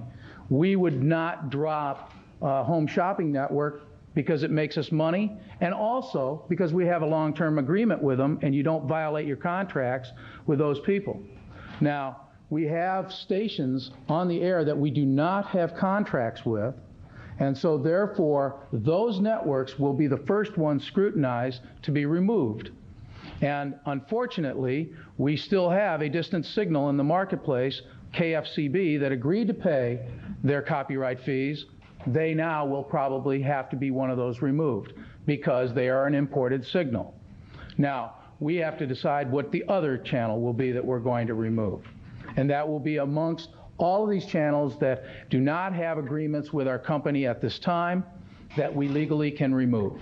Okay, or that you don't have a revenue stream coming from. Yes, I would certainly add that. We have lost approximately $8 million in rollback in revenues, and we have several different ways of changing the way we have to do business now, and we are not about to give up any future or current revenue streams at this point. Okay, so that's why Jimmy's question about when will you have the capacity to have a much expanded system becomes a real key too. Okay.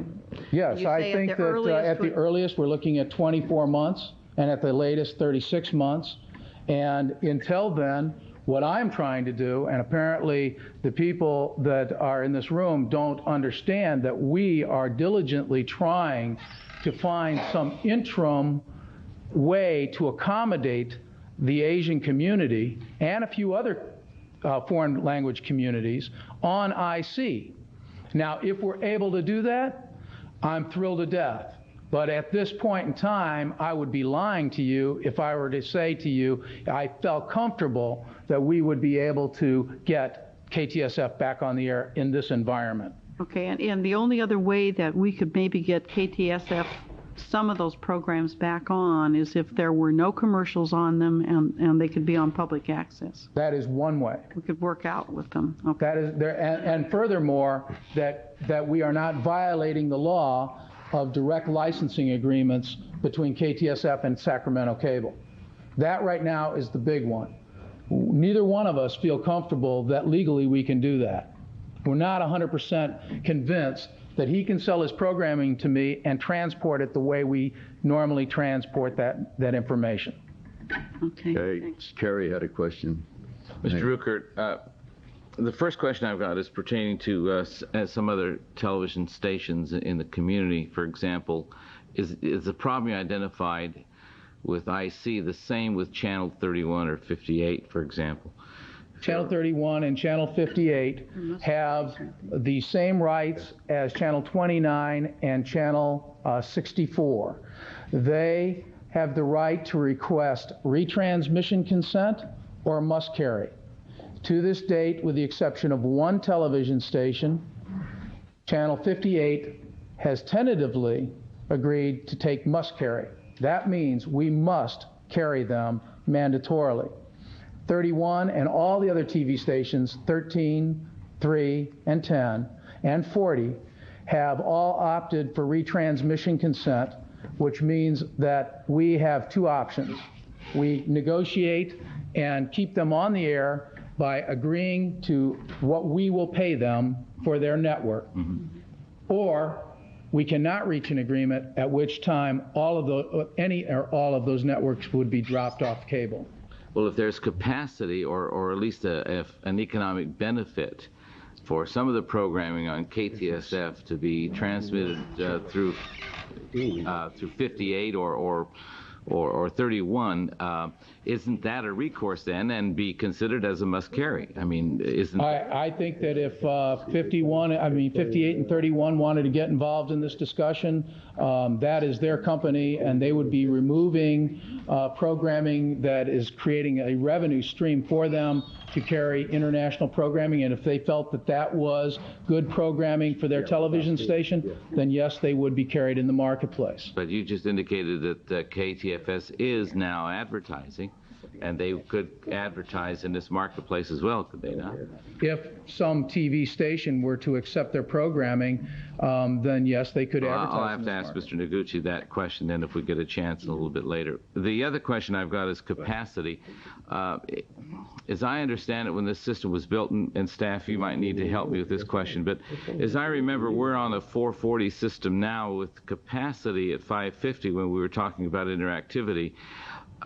Isn't that capacity within the system that would increase channels or not? Yes, I understand from what Kim has said that their fiber backbone would add at least a 750 and possible 1 gigahertz on the outside branches of their distribution system. You're correct. It's a 450 system now, spaced at 550 with the replacement of modules. But we need the fiber backbone to do that? Yes. No. Well, you would need the fiber. No. At some point you would. Yeah. No.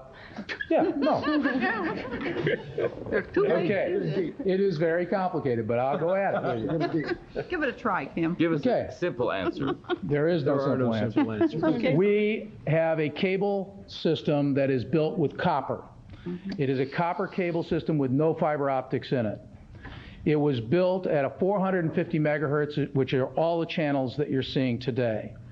If Sacramento Cable wanted to spend some $10 to $20 million in ripping out the electronics in those housings and putting in 550 megahertz housings into there, we could then increase our plant from 450 megahertz to 550 megahertz, which would be about 85 channels. Right.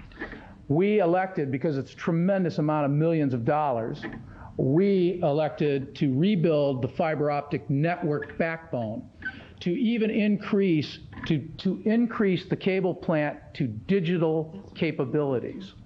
And also, as Rich just said, the opportunity not to go to 550, but to go to 750 megahertz or even 1 gigahertz, which would take us over 100 channels before compression. So 100 channels compressed 8 to 1 would be 1 to 800 channels. But you need the fiber to do that. Certainly. And that's why we elected to spend $15 million and rebuild our cable plant backbone first with fiber. And right now I'm discussing with all of the electronic developers about putting in either 750 megahertz or 550 megahertz. Now, to do the difference, the cost to us would be some $14 to $20 million to go 550 and some $40 to $50 million to go to 750 megahertz. And there are many business decisions that will have to be decided before we make that final decision. Right. And either way, 550 megahertz or 750 megahertz, we will have plenty of channel bandwidth. Okay, are there other questions? If not, Mr. Chair. I'd like to ask Mr. Esposito a question.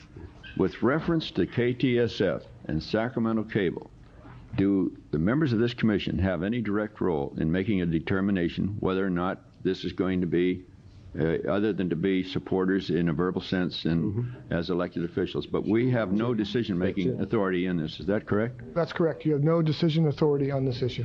I wanted the audience to be aware of the fact that, you know, we have been advocates for you. We've talked to Mr. Ruckert, and we've done the things that we think we can do as citizens in this community and as elected officials. But we cannot mandate. This is a matter of their company trying their very best to get you the kind of programming that you want. They unfortunately have been encountering various regulations and changes that have occurred in the industry, and they're now going to come back in a week to 15 days and have an answer. And that, how will that be made known to the community?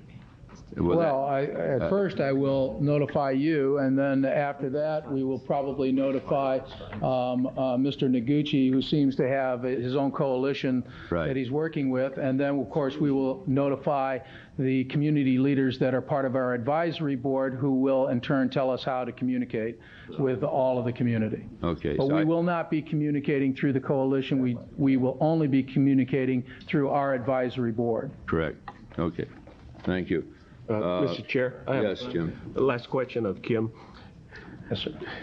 Clarify for me, assuming all the agreements to be made, the programs supplied by KTSF that does have commercial is now being asked or trying to be worked into IC channel, yes. And those without advertising might possibly be worked into public access. Right. Okay, now the question to our staff, is that possible? Yes, all those things are possible. The issue becomes the direct licensing agreement. Okay, fine. That's all I want. All back to that again. Good. This whole discussion is moot if we cannot arrange a direct licensing agreement that is legal. Got it. Okay, and if you can, then I think it's also important to say, though, that the Access Board does have a lot of they have a role to play here, too, as to whether they want to accept it. Certainly. Then at that point, they will have to decide whether they'll accept their programming. Got it. That's a separate body entirely again. You bet. Yeah. Mr. Panay.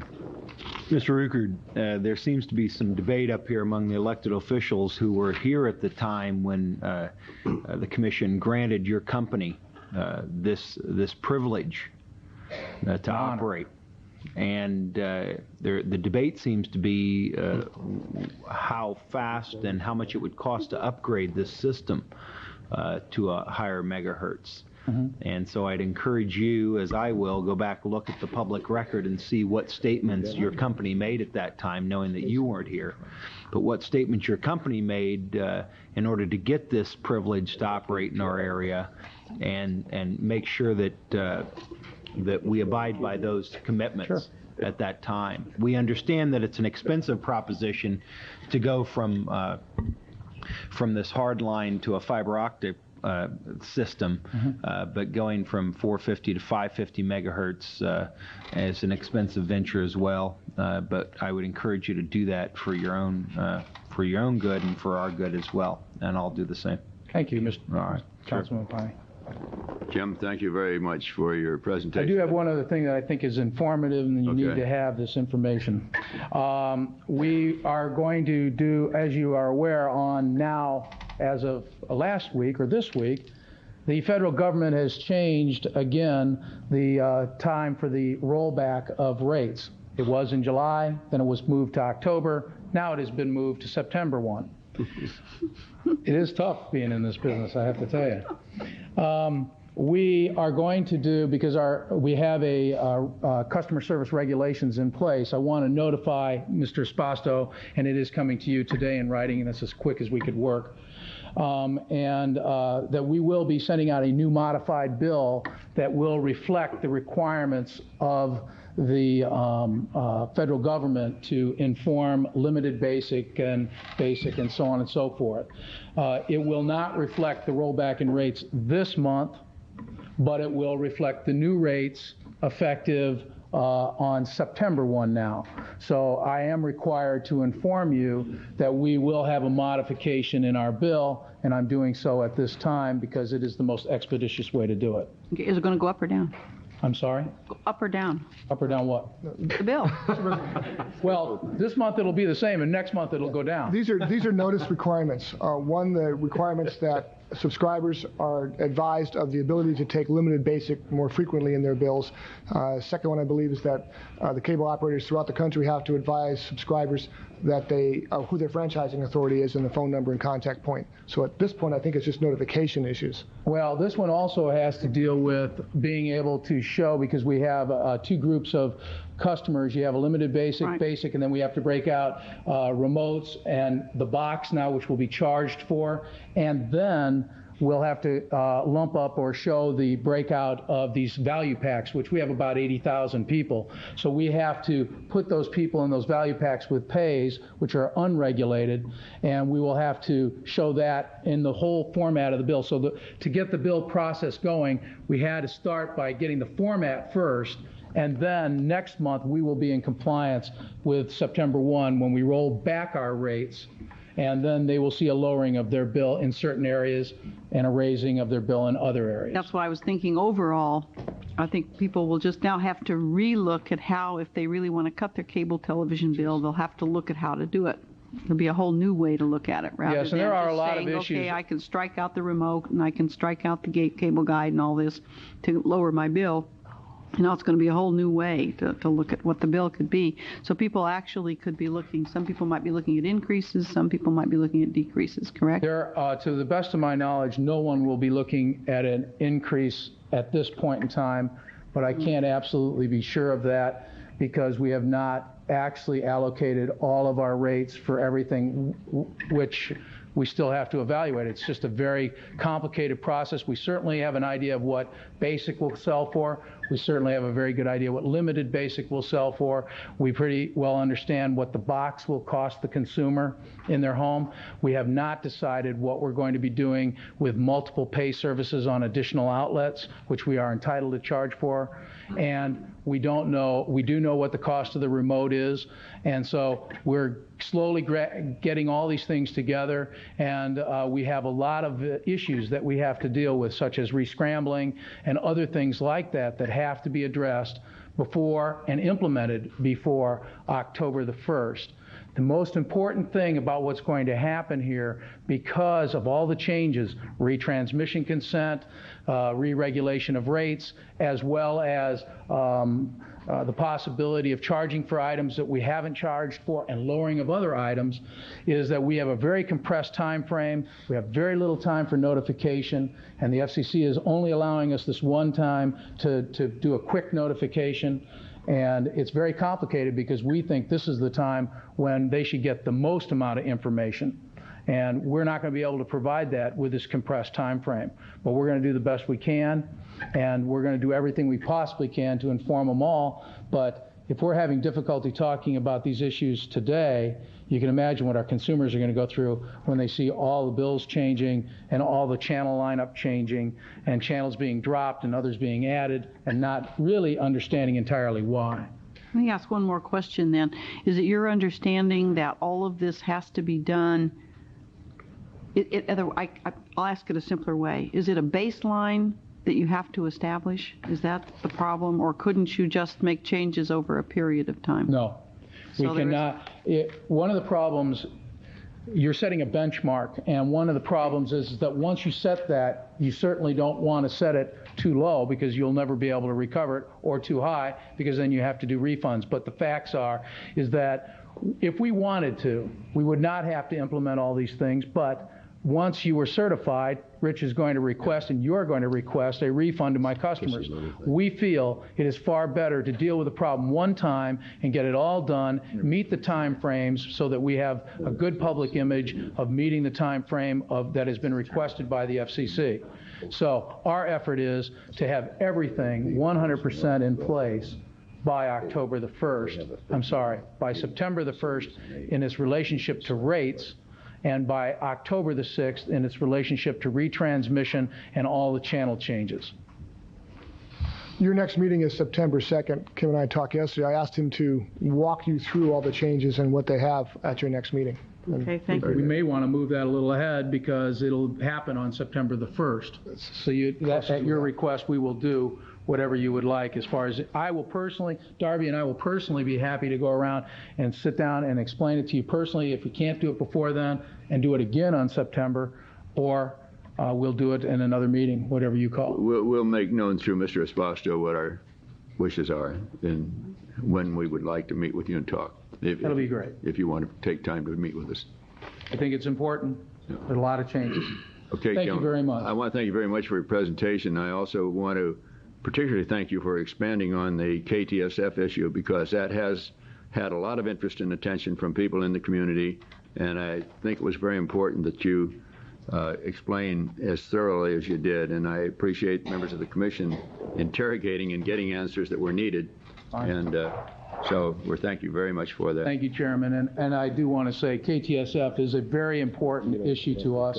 It's just that the laws are changing so rapidly, and we are caught up in some very serious and difficult decisions based on the federal law, not based on our desires.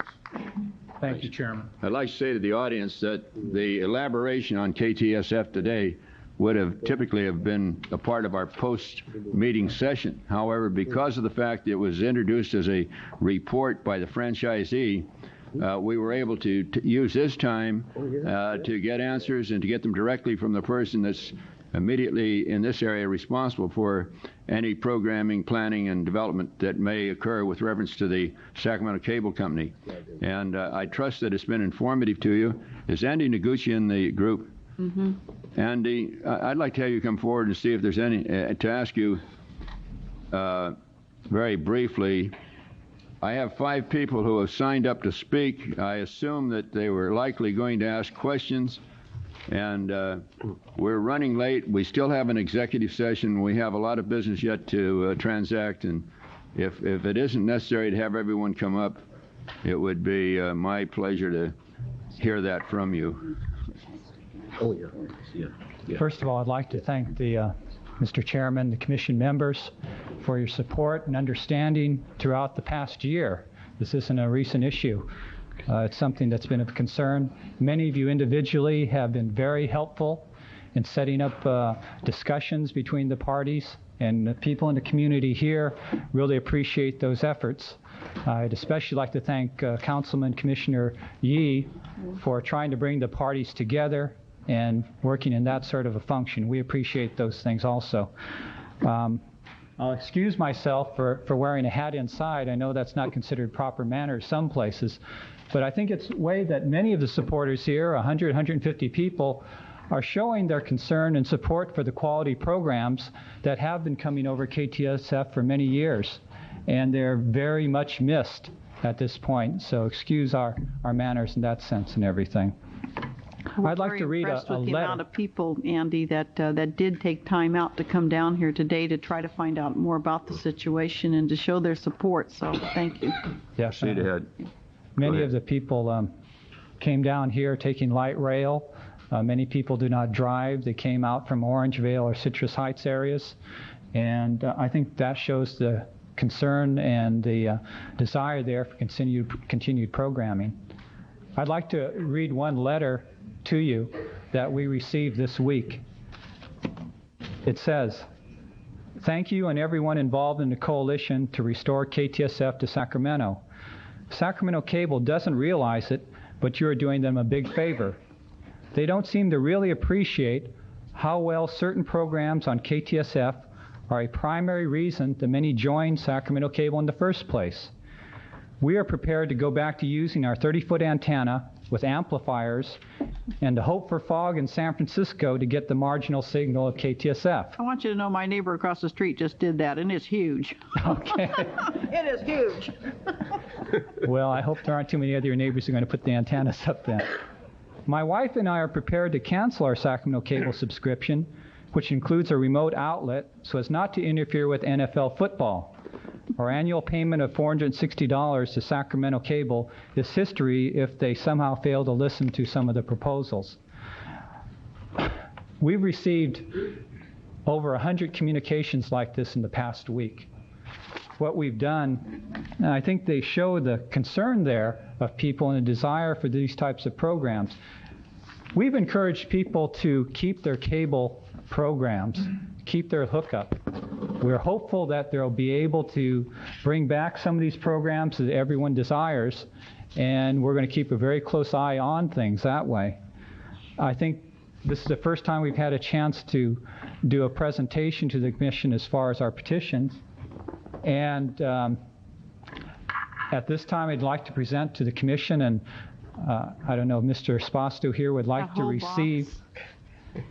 receive over 6,100 signatures that have been gathered over the past month supporting KTSF, supporting 2 full-time multilingual channels, which is still a long-time goal of our coalition, and supporting commitment by SAC Cable to help pay for these types of programs. We've got over 6,000 signatures in 1 month. Over 6,000 signatures. We thank you very much, Andy, for your presentation and for bringing in the petition. We'll receive it directly as placed on the table, and Mr. Esposito will return it to the headquarter office of Okay, I'd just like to mention one other thing, Mr. Chairman. Okay. That is the situation with people have brought up the idea of putting programs on Access Sacramento. I know this has been raised within the past month or so in different forums and different meetings and all too. If there's any sort of discussion, serious discussions about that, I think they should be with Access Sacramento. My understanding is they might not be party to these discussions. I've told people who have asked me about that possibility, what do you think about taking programs and putting them on Access Sacramento? And I said, well, it'd be nice having the programs, but it's kind of like, it'd be great for us to all have new cars. But I wouldn't like to have a new car by stealing it from my neighbor. And I think that's the same situation. Anyone involved in making those decisions should be party to those types of discussions. Also, I'm kind of concerned that Access Sacramento is a non-commercial, non-profit station funded by the Commission. I don't think people in the coalition would see asking KTSF to become a non-profit organization any more than we'd ask Sacramento Cable to become a non-profit organization. Profit-making drives business, drives quality, and I think that's what makes the quality programs we're all concerned about, too. So with that said, I didn't know if there are other people who had some specific additional information that I haven't covered. There are people. There are 8 of them that have signed up, Andy. Okay. Thank you. Thank you. You heard Mr. Noguchi.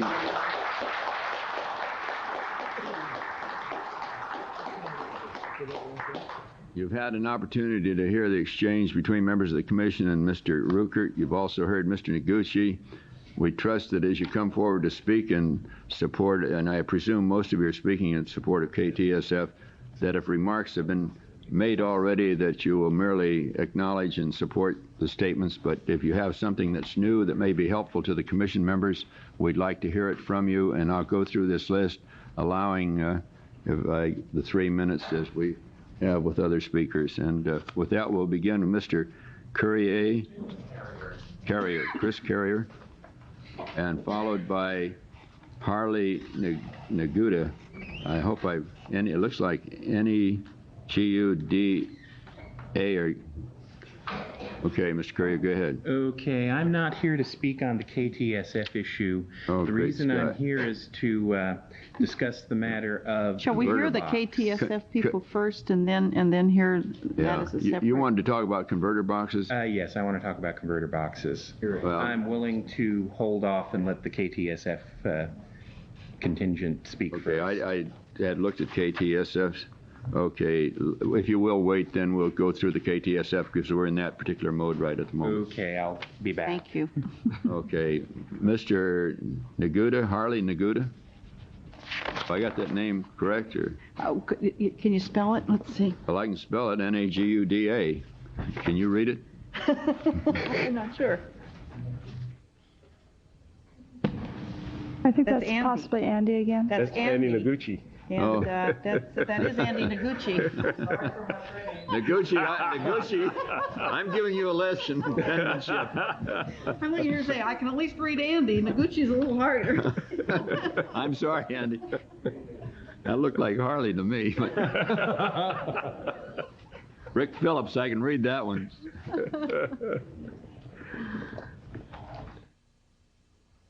Well, members of the board, ladies and gentlemen, I just came down here today to say that watching KTSF on Channel 2 is very important for my wife and I. My wife is a native of Japan, and it's her only link to get the news and current programming from Japan. We live out in the Gold River area, and they don't allow us to put any large You don't antennas get to put the monsters up on our roof. up, huh? So this is the only way that she is able to receive programming for her pertaining to Japan and her family and everything. So it's very critical to us, and as a matter of fact, that's one of the reasons we signed up for cable to begin with, is because we could get that service, and now it has been discontinued. And I'd just like to say that if they aren't able to restore KTSF, we're probably going to discontinue our cable service and possibly go to satellite or something like that. So thank you very much for your Thank you, Rick, for taking time to be here. I'm going to ask you to wait until everyone has had a chance to speak and then apply it, if you will, so that we can move this thing as quickly as possible. Lawrence Sakuna? Oh, God, where's my glasses? Mary Lawrence. Tsukamoto? Mary Lawrence. Oh, it is Tsukamoto. Is Mary? Yeah. Is Mary going to speak? Mary Tsukamoto? Are you here, Mary? Mary's here. Yeah. Following Mary will be Fong Sato.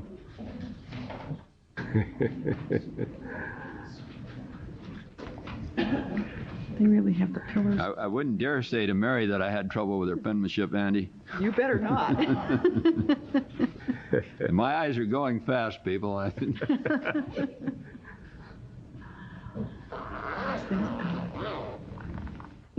You can lower that a little if you want, Mary.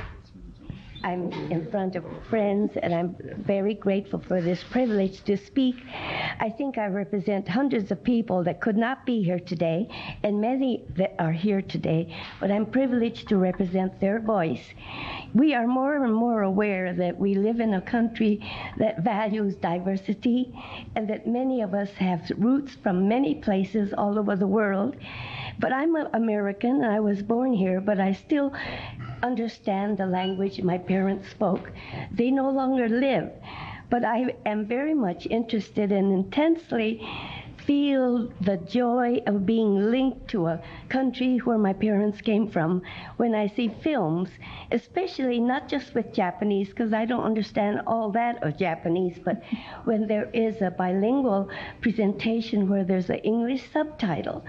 When we talk about quality program, we're talking about a quality program where it allows people who will learn language as well as to appreciate the cultural background. It's an educational lesson in history and culture and literature of the land that we don't know too much about, but it stems from our parents and it's part of our roots. And so these are the things that we've missed. Oh, it's been terrible to have missed it the last 2 weekends. And so my sister's been mailing me tapes so that I can catch up with the plot. But there's just so many things that we could hardly talk about.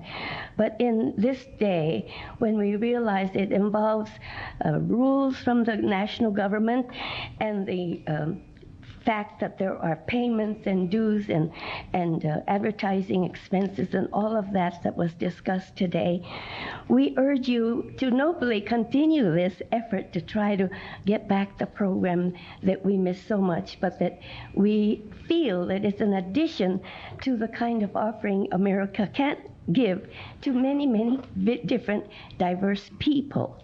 And so I appreciate your listening, and I hope that the people who are involved will continue to be courageously working to make it possible in some possible way. And so we thank you very much. Thank you very much, Mary. Mary, I know. Thank you very much. Mr. Sato, Fong Sato, accompanied by Joseph Wu, who will be the interpreter. The Asian Now, it's news from it's only. Good morning or good afternoon. We always like to be saluted, so thank you. 各位長官、各位男女、中西嘉賓，我係中華會館嘅中文秘書。OK， Ladies and gentlemen, members of the Commissioner, as to my position, I am the Chinese Secretary of the Chinese Benevolent Association of Sacramento. 每一次因為呢件事開會，我都係奉命嚟參加。Every time where there was a meeting regarding this KTSF issue, then I attended willingly. Okay. 經過我哋抗議，經過我哋聽證會，經過我哋請求，經過我哋大家同佢協調。We experienced many steps such as protest, public hearing, negotiation, and request. 但是有線電視公司對我哋嘅請求一概不理。However, Sacramento Cable Company just ignored our demands and requests. 而家係民主時代，唔好以為資本家拎幾個抽銅田出嚟開一個電台，中意點樣做就點樣做，就唔理觀眾，唔理聽眾，唔理呢個事嘅中嘅人民嘅意思。It is now a democratic society. It is not the time for a few capitalists who is able to produce some money to manipulate everything in the society. 一件公眾事業係呢個電台係服務 Sacramento 嘅聽眾。So public service, like radio station and television station, it is a service business. 如果呢個服務業係好嘅，我哋每個人都爭住嚟收取；假如係唔好嘅，我哋有選擇呢個權利。If the service is of good quality and all the consumers will try to get it, but if the service is not good, consumers should be given the freedom of choice. 我哋美國每一個政府、每一個國家嘅官員都係人民選出嚟嘅，為我哋人民服務嘅，我哋亦可以有意願監督佢哋點樣做。And all the governmental employees from the president all the way down are elected by the people. Then the people have the final authority to watch them, to, in a certain sense, to supervise them or even to impeach them. 雖然呢個 cable 係一個私人嘅機構，但係佢哋係一個服務業，係對我哋民眾呢個服務嘅。所以我哋要有個要求，有個選擇嘅權利。However, the cable company is in the service business, so we must be given the freedom to have an option. 我知道呢個 cable 係有成40條線或者50條線。We know that the Sacramento Cable Company has as many as channels as over 40. 而家只有係一條呢個國際嘅線俾我哋睇。But it provided only one channel for the Asian community or minority communities.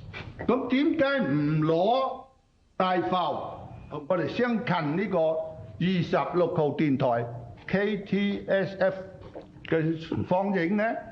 We don't understand why Sacramento Cable had to drop KTSF, which is so close to us, a part of us. 我哋舉個例，譬如一間好嘅鋪頭，賣啲貨好靚嘅，我哋個個都去爭住去買，佢嘅生意就一定好。現在佢嘅鋪頭賣嗰啲貨係臭嘅，係爛嘅，我哋冇人同佢買，呢個佢亦唔係得呢個咩好處。It is a common sense way. If the department store sells all the quality goods, then the business will be growing. If the store sells all the kinds of junk foods and all the leftovers, and it is very natural that the consumers will give it up.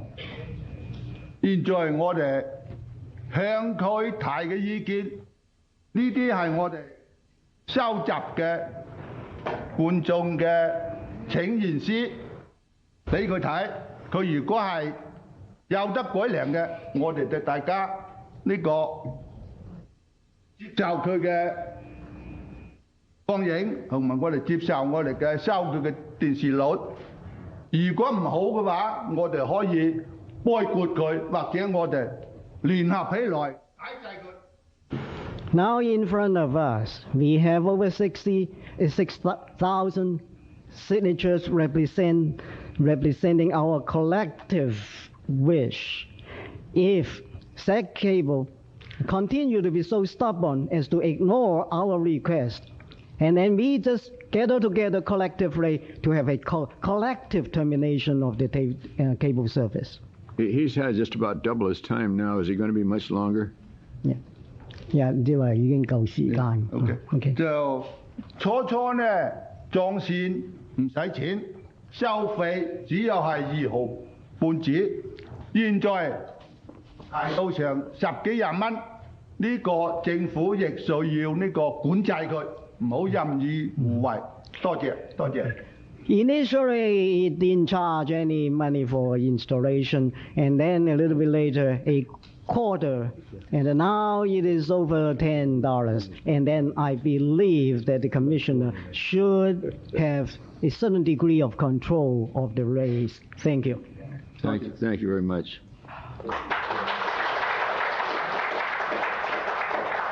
Mr. Wu, are you going to translate for Mrs. Chan, Peggy Chan? Yes, I will.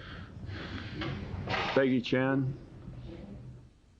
Peggy Chan, over there. Oh, here she is.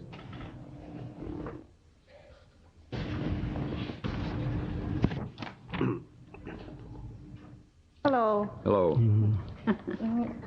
You can pull that down. Pull that down. Yeah. There you go. That's it. 我係以貨Pansy Chan， 我係即係睇咗26台咧，已經好耐㗎啦。咁我本人咧就有病嘅，好中意睇26台，而且我哋教26台嗰陣時候咧，就即係我哋啲 Chinese 啊，個個都係為係夜6台嗰陣時睇嗰啲節目，我哋先教嘅。咁而係而家呢個第2台咧，就1次2次咁 cut 晒我哋嗰啲節目，令到我哋好唔慣，同埋咧佢嗰啲新聞同夜6台嗰啲新聞咧冇咁詳細，冇咁親切。咁好似我先生咁啦，去翻工咧都要我哋錄夜6台嗰啲新聞佢哋睇，即係好多差啲時都係咁。咁而係而家咧，我哋唔慣咧，咁個個都想話 cut 咗佢咁樣樣，即係咁我係一個公民啦。咁我覺得美國係自由同埋民主嘅，點解你哋個主辦有線嘅人咧，做咩要 cut 晒我哋嘅Chinese中意嘅啫？咁所以我覺得唔係幾合理啊。希望佢咧即係保持翻我哋嘅節目，唔好令到我哋咁失望。OK？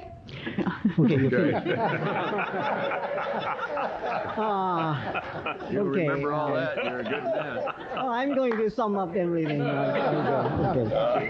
He's going to give us a summary. In fact, our family speaks Chinese, and when we first subscribed to the Sacramento Cable, it is simply because of KTSF. And because of that, we became a subscriber. And when we are subscribers of viewing KTSF, my husband loved it so much. And every time when he went out and he just told me to videotape all the KTSF program for him, and then it already became a part of us. And last year, it suddenly changed our program, and then Channel 2 carry instead of carrying KTSF, mostly the program of international channel. International channel is just far below the level of KTSF. We just don't understand why the Sacramento Cable Company has to do this. Is it a way of opposing our Chinese society? Thank you. You're a great interpreter. Yes.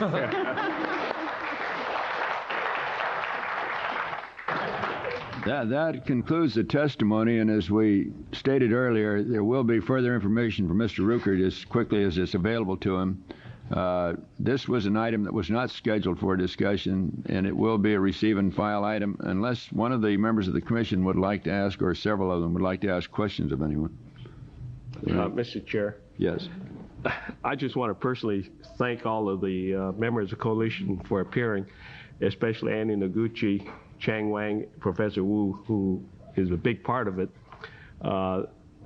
They have been responsible for getting me to get behind KTSF and SAC Cable in order to try to iron out some of the problems. And let me see it again. Since the council break, as soon as I got back, I called to find out what the situation was. I was brought up to date. I feel very optimistic as to getting KTSF back on the air as soon as possible. So again, I thank everyone for coming and showing their part in getting this problem resolved.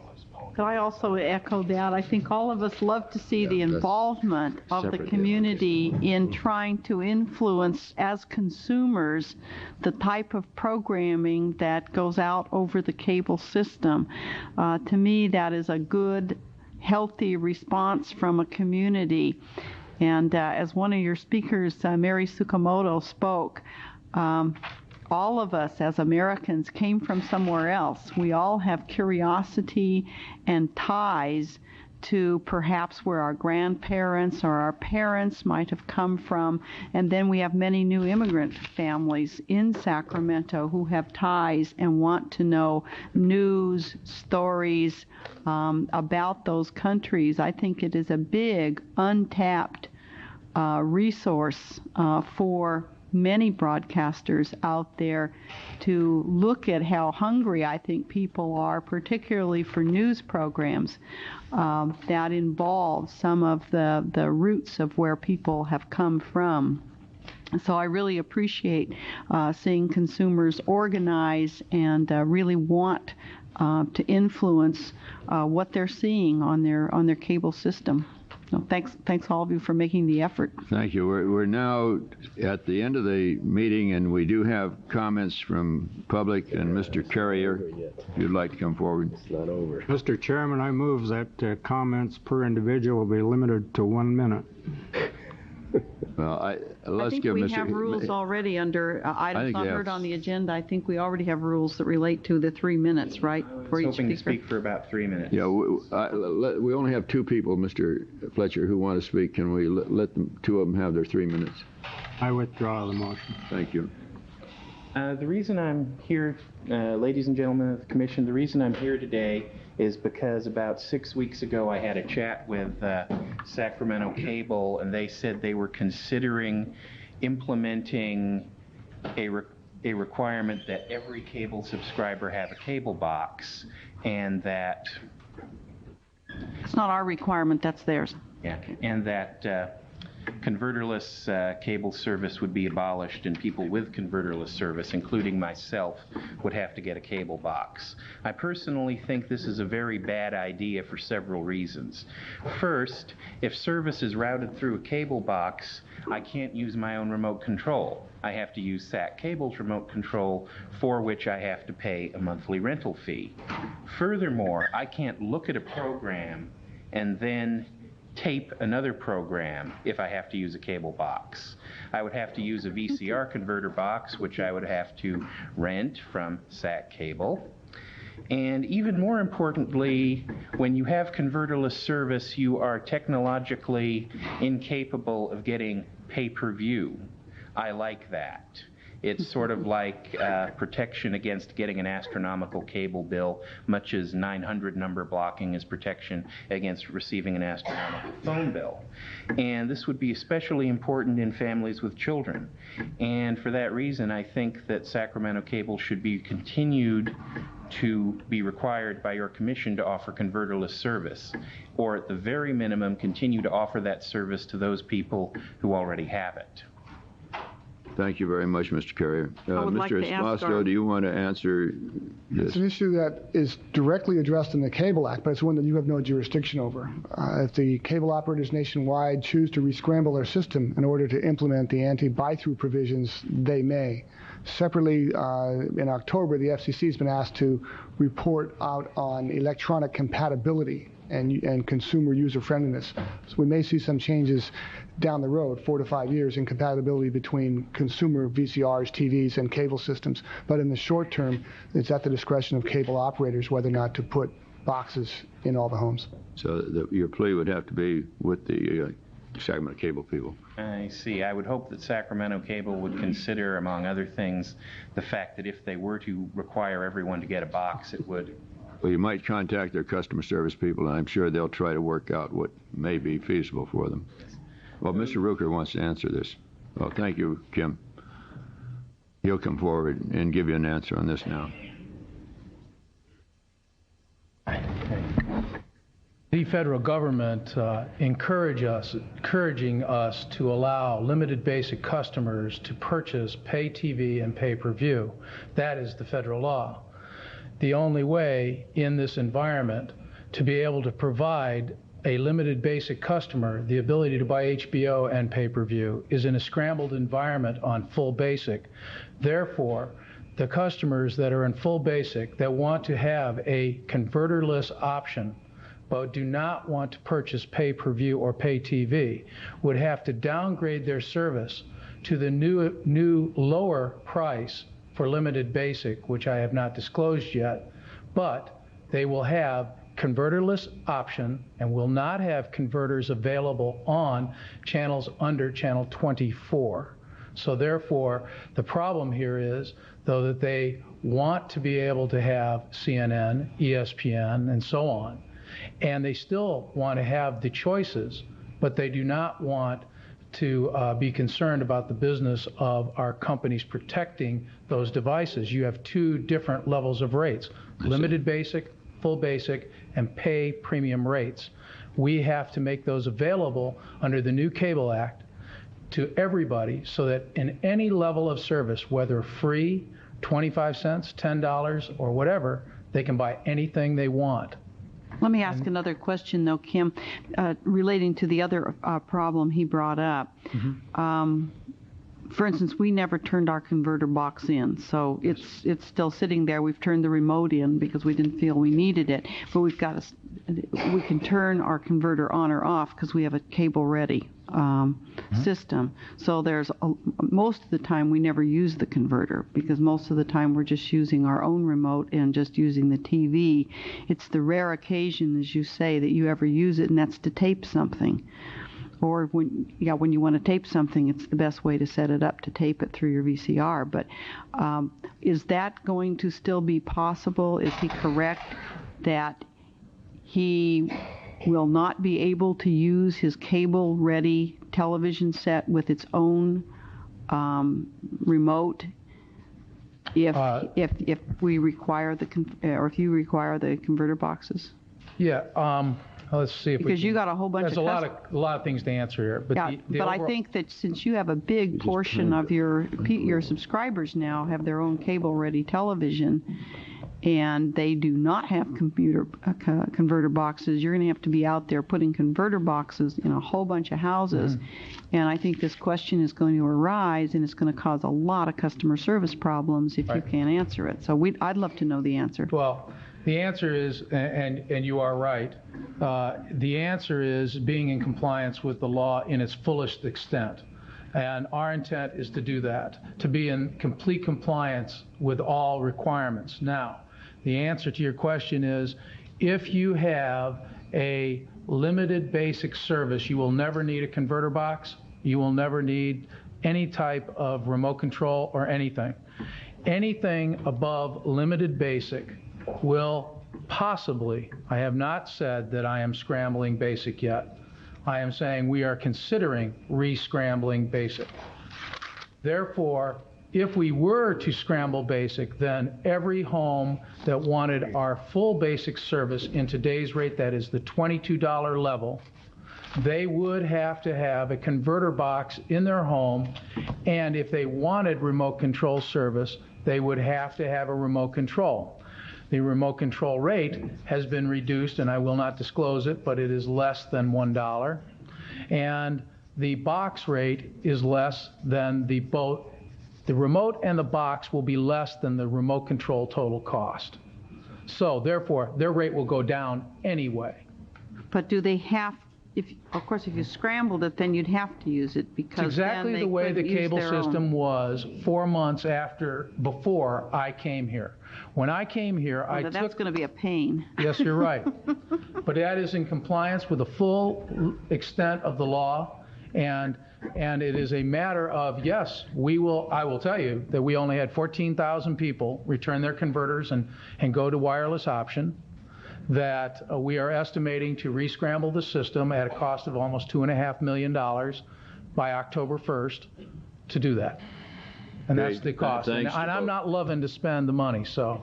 Thank you both for your time here today. Okay, and I'd like to make just one comment for about 15 seconds concerning 15 seconds, take off. Something that Mr. Ruckert had to say earlier, and that is, I understand that he is being required against everyone's will by the federal government to add a couple of home shopping networks and drop something else. Please don't drop the Weather Channel. Please don't drop the Science Fiction Channel. Thank you. Ms. Patria. This is Patria or Patria? Josie Patria, are you still with us? Mrs. Patria? If not, that concludes public comment. And we do have a presentation. We'd like to have you all stay for a moment, if you will. Have a very distinguished member of our commission who is about to resign and find other things that he will enjoy doing as much as he did being a commission member. So, Orville, if you'll come down front, I'd like everybody to see on camera. Although our little memento is small, it's significant in the function of all of us. We trust that you will keep it and remember that you've spent a lot of hours and days before audiences like this, before this group of colleagues that you've established here. Mr. Fletcher has been a member of this board since 1982. And during those years, he has served as chairman, has done a very effective job not only in chairing the board, but in accepting extra assignments to do research and various types of studies that were important both to the administration of our programs and also to the people of Sacramento County. And we're all deeply indebted to you, Orville, for the time that you've given, for the extra hours that you've taken to make certain that we did get information or get the facts on various matters that came before us, and also the delight of working with you. I think all of the people seated there would express my words here today were they to be in my place. And it's been a pleasure indeed. This is a very small piece, but you can carry it in your pocket at all times. And thank you very much. We do thank you.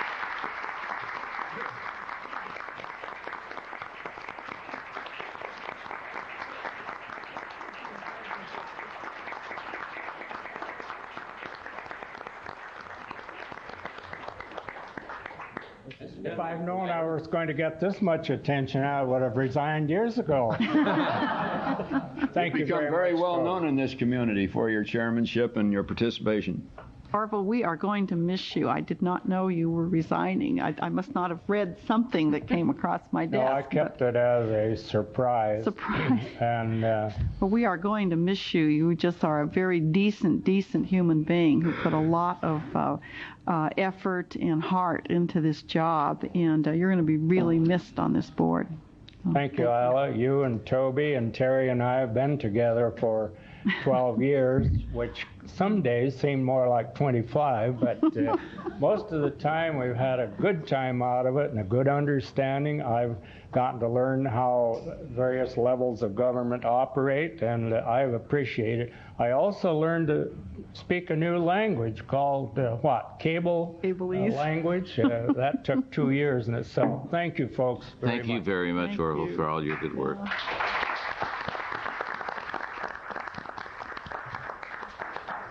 Now we're going to adjourn to executive session to discuss personnel matter. Mr. Chairman, we're going to be recessing because we would be coming back. Also, Item 2. yes, also in addition to the purpose shown on the agenda, the Commission will confer with and receive advice from its counsel pursuant to 54956.9A regarding the County of Sacramento versus Protective National Insurance, Superior Court 348258. Thank you very much, Mr. Blair. I'll take this rest. I think legal matters. We are back to act on item. Move to accept settlement. Which was Second. item 2, rather, right, First State Insurance Company settlement.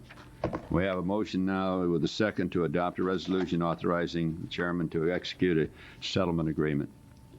Please call the roll for a vote. Grantland Johnson. Panay. Aye. Collin. Yes. Costanis. Aye. Cox. Aye. Fletcher. Aye. Yee. Aye. Toby Johnson. Yes. Motion carries. Move to adjourn. And the next The meeting meeting is is adjourned. September 2nd, 2:30, this room. Thank you. Thank you, Will. Thank you, everyone. Again, thank you.